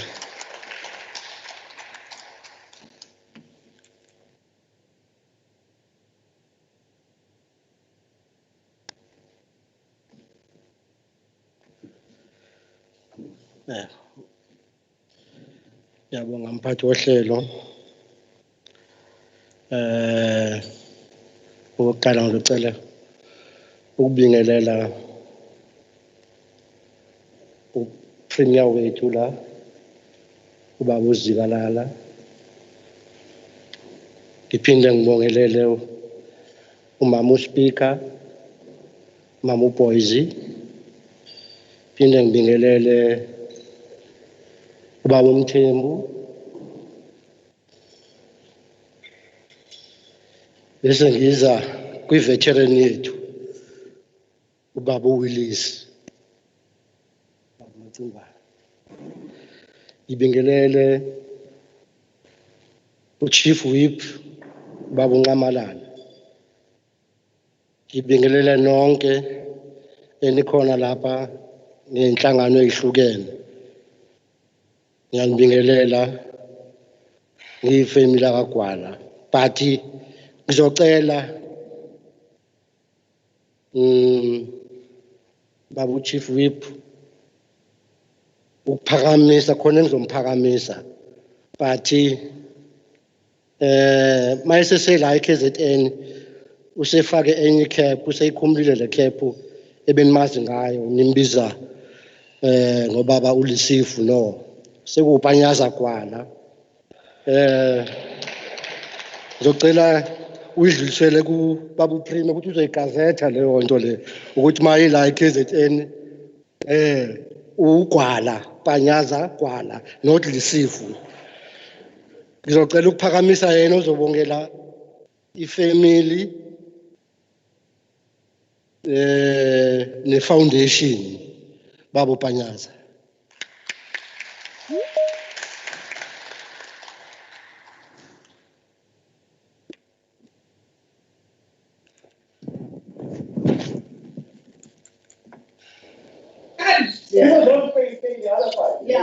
Thank you so much, Linda. Let me start by thanking the program director, Madam Speaker and Deputy Speaker, our Premier, Comrade Sihle Zikalala, the family and relatives of Comrade Heri Gwala, our guest speaker, Comrade Willis Mkhunu, the Provincial Secretary of the ANC, Comrade Mtumseni Ntuli, members of the executive that are present here, MPs, MPLs, honored guests, ladies and gentlemen. As long as we live, Heri Gwala will never die. To us, Comrade Heri Gwala is everything. A father, a granddad, a leader, a communist, most importantly, a revolutionary. We didn't choose him. His writings and thoughts chose us. His bravery made us to be attracted to him. And the community said to us, is nothing else but the Lion of Midlands. We didn't choose him outside other names because his name cannot be separated from other leaders of our struggle. We chose him because of his bravery and his commitment to a free South Africa. So his name is too special to be forgotten. Hence, we appreciate, even under these difficult conditions of a virus, to have a moment to honor this giant of our revolution and to set aside time to honor him. We want to thank the entire leadership of both government, the legislature, and the movement for identifying this day as a day allocated to observe, honor, and know everything about the teachings of Comrade Heri Gwala. Communists disdain to conceal their views and aims. They only declare them. So begins the last paragraph of the Communist Manifesto.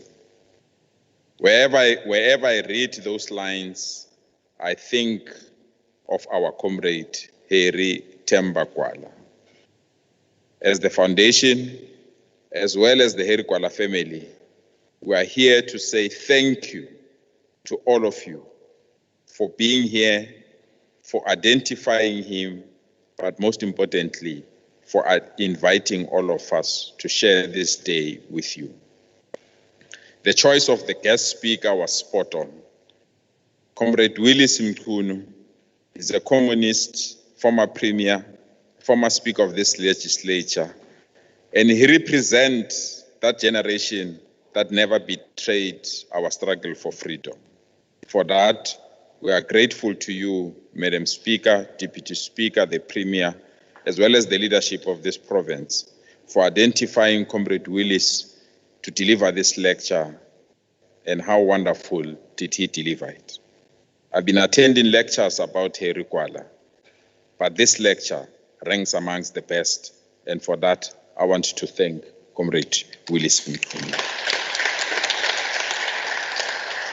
As we conclude, as we said it when we said it before, as long as all of us here are still alive, the spirit of Harry GWALA will never die. Thank you so much, comrade.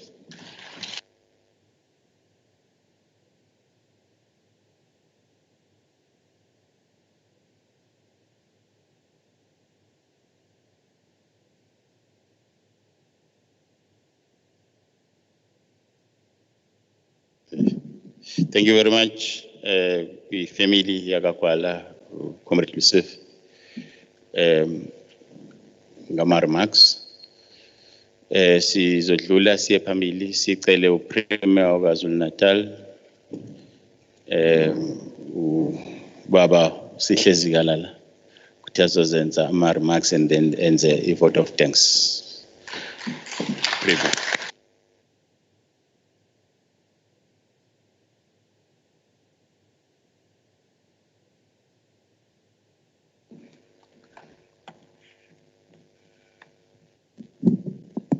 Thank you, Program Director, the Chief Whip of the Legislature, Honorable Super Zuma,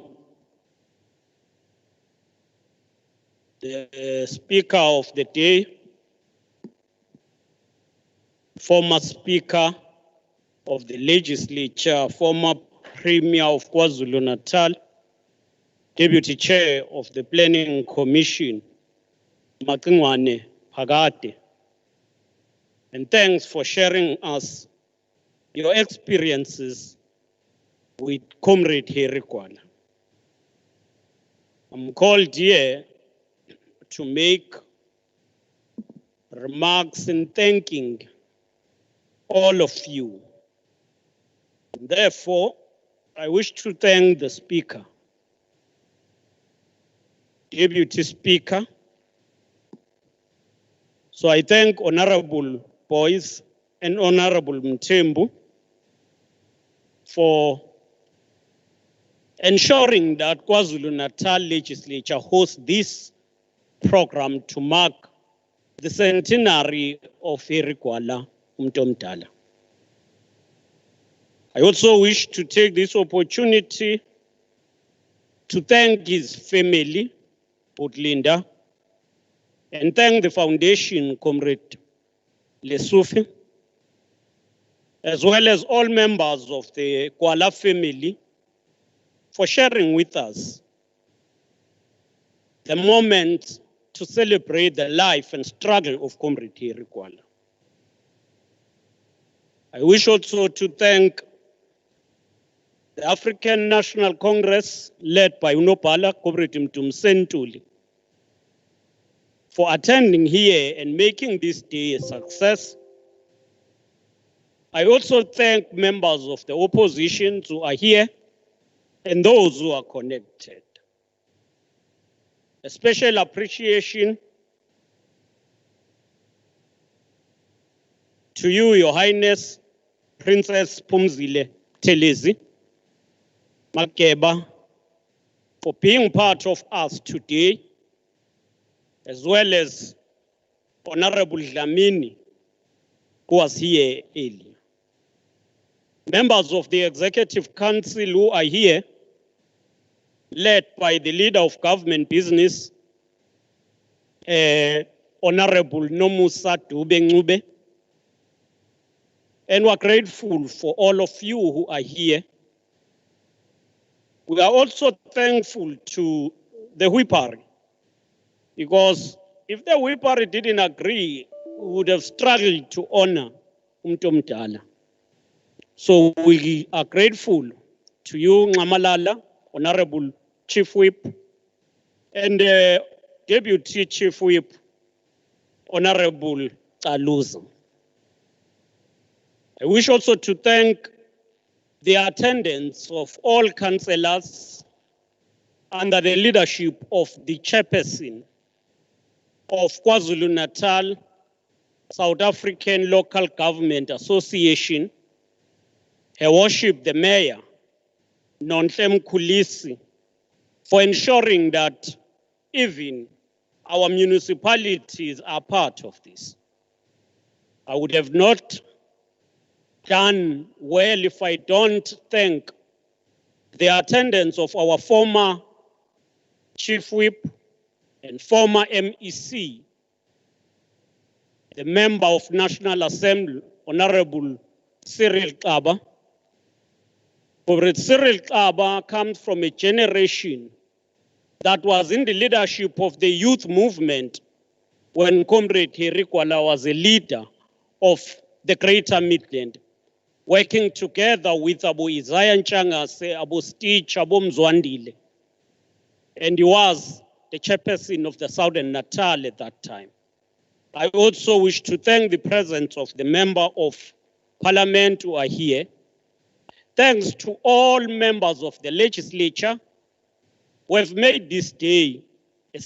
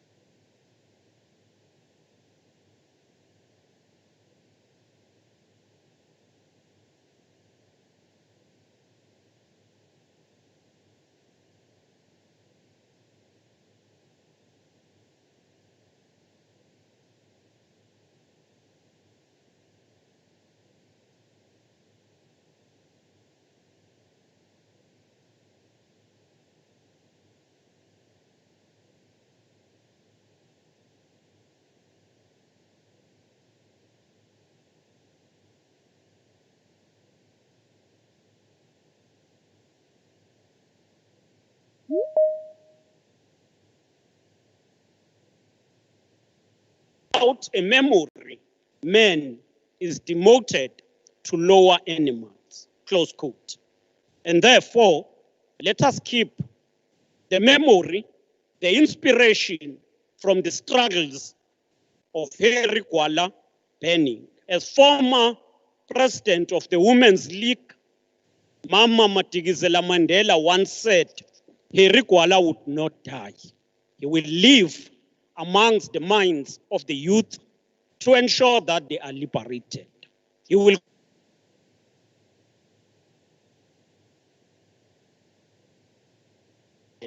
are elevated to a better life and a better South Africa. Once again, I wish to thank all of you for your participation in this historic occasion of remembering Harry GWALA, Umtomdala, the Lion of the Midland. I thank you.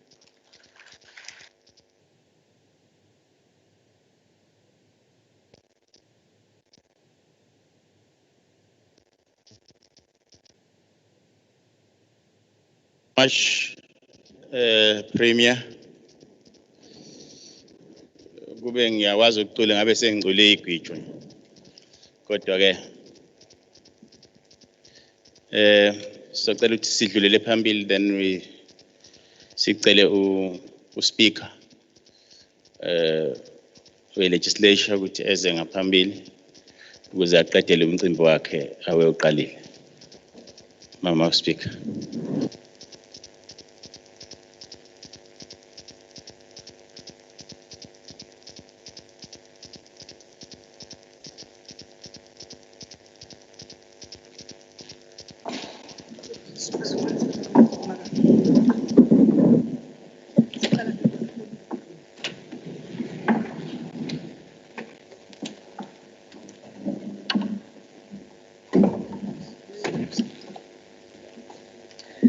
Besicela iGWALA family to the stage. It's to pass on behalf of the legislature a sign that we are honoring Ubaba GWALA, something to keep with you, to remember that we did honor Ubaba GWALA as the institution.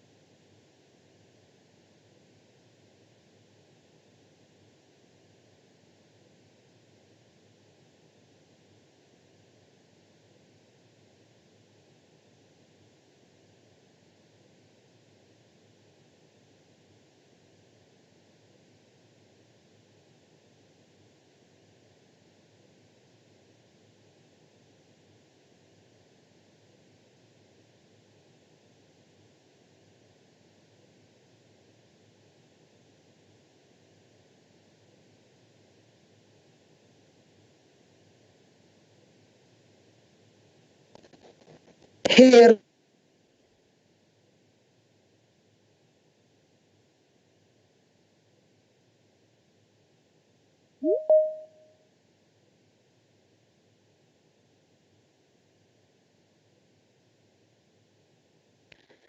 Angazi ukuthiwa izitshulu zenza kanjani endizeni eyayiya kuphi ngezikhathi esengusomlomo weshayamthetho kuthiwa kunezitshulu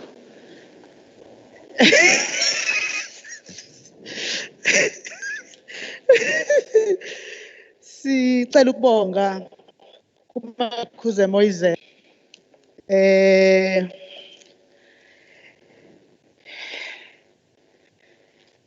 kuwe Mchunu Macingwane, sicela uze kuwe, sicela ukubonga kuwena.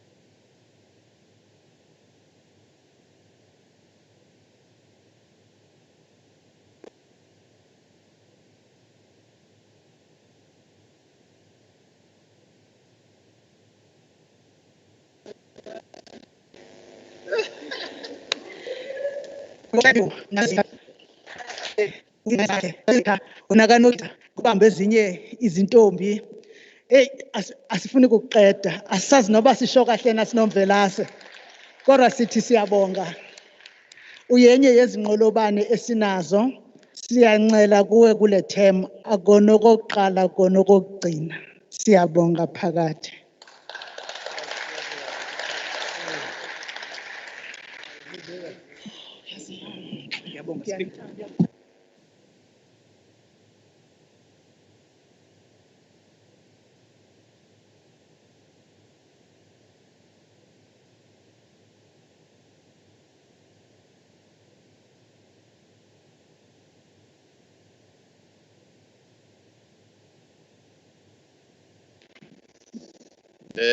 Thank you, Speaker. Now, family, I think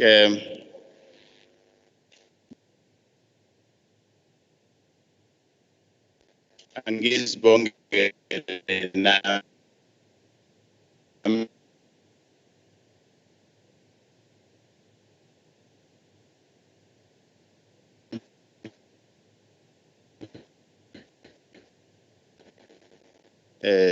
ukuthi nibe yi-auditor kakhulu ukuthi now i-program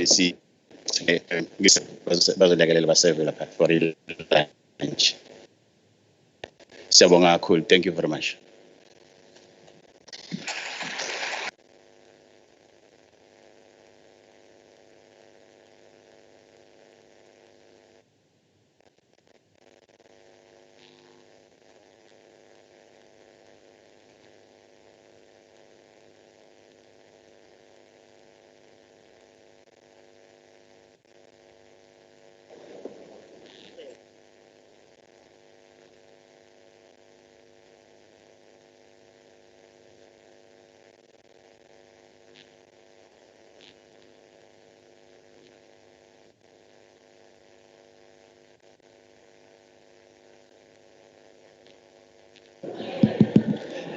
Sanibonani, ngicela ukwenza nje imemezelo eyincane. Ukudla kukhona sizodlela khona lesihleli khona. Kodwa ke ngenxa yemithetho ehambisana no-COVID yokuthi asawathinta ama-cutlery. Socela nje itafula kulawa phambili, amuve umuntu afike aphake bese abuya azohlala phansi. Asikwazi ukuthi siwaseve ama-dignitaries wethu ngoba imithetho ka-COVID ayisivumeli ukuthi senze lokho. Ngicela ukuthi nje sikwenze nge-order, siqale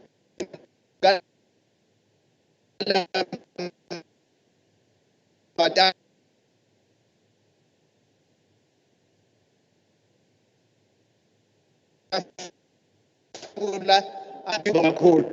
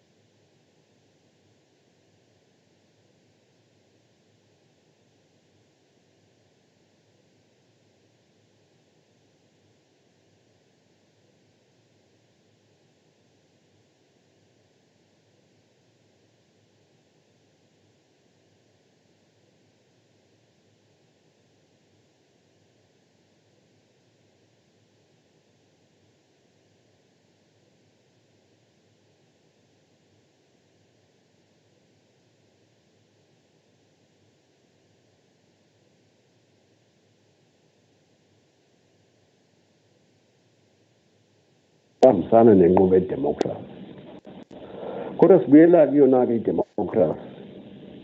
Fanele sibe sicaceleke kahle lapho. Idemokhrasi lena is an ideal. not something absolute. Ake sithathe laba bantu aba-popularize leli gama le-democracy. I'm a Greek philosophers. Kwakum kanjani bepopularize leyo government yabantu na? Ama-Greek lawa are divided into classes. Kukhona ama-slave masters, class le. Kukhona ama-slaves, class le. Kukhona ama-peasants, ehlala inhlala enzima kakhulu, who hardly had any slaves. Kukhona abesifazane bengavoti. Bekhuluma-ke ngedemocracy ke lapho babekhuluma ngokubu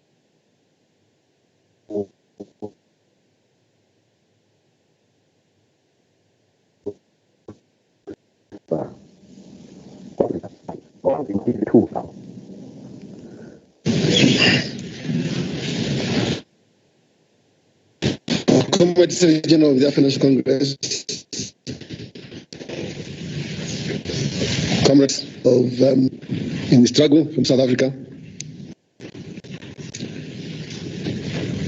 my colleagues and I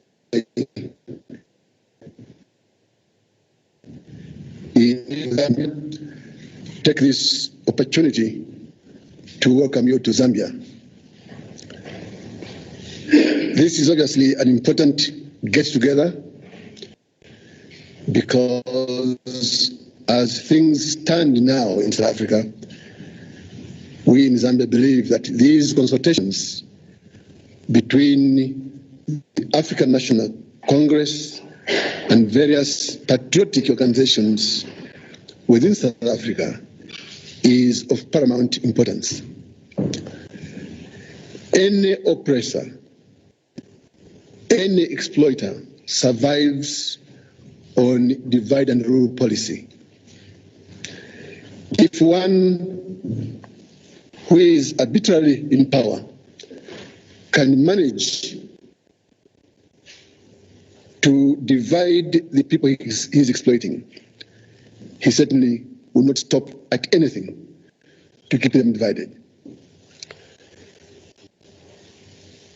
Your power, therefore, your strength, therefore, depends on this unity for which the African National Congress we know has always stood, for which your own organization we know has always stood.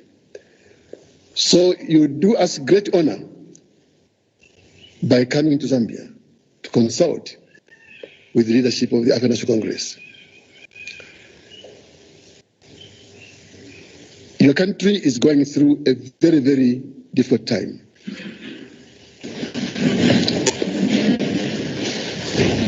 Comrade President, members of the Central Committee, I feel very humbled to express our gratitude to you as President of Zambia and Chairman of the Frontline States. Our struggle in South Africa has made you pay a very high price. Your security is always violated. Your economy is heavily taxed. But despite all that, you have not decided to drive us out of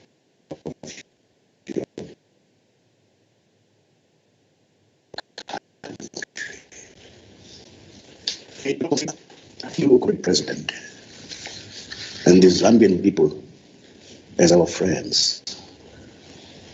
But we take you as one of us, in the struggle that continues in the continent of Africa, the struggle against colonialism and oppression. Despite these heavy odds against you, we have stood steadfastly on the side of the people of South Africa.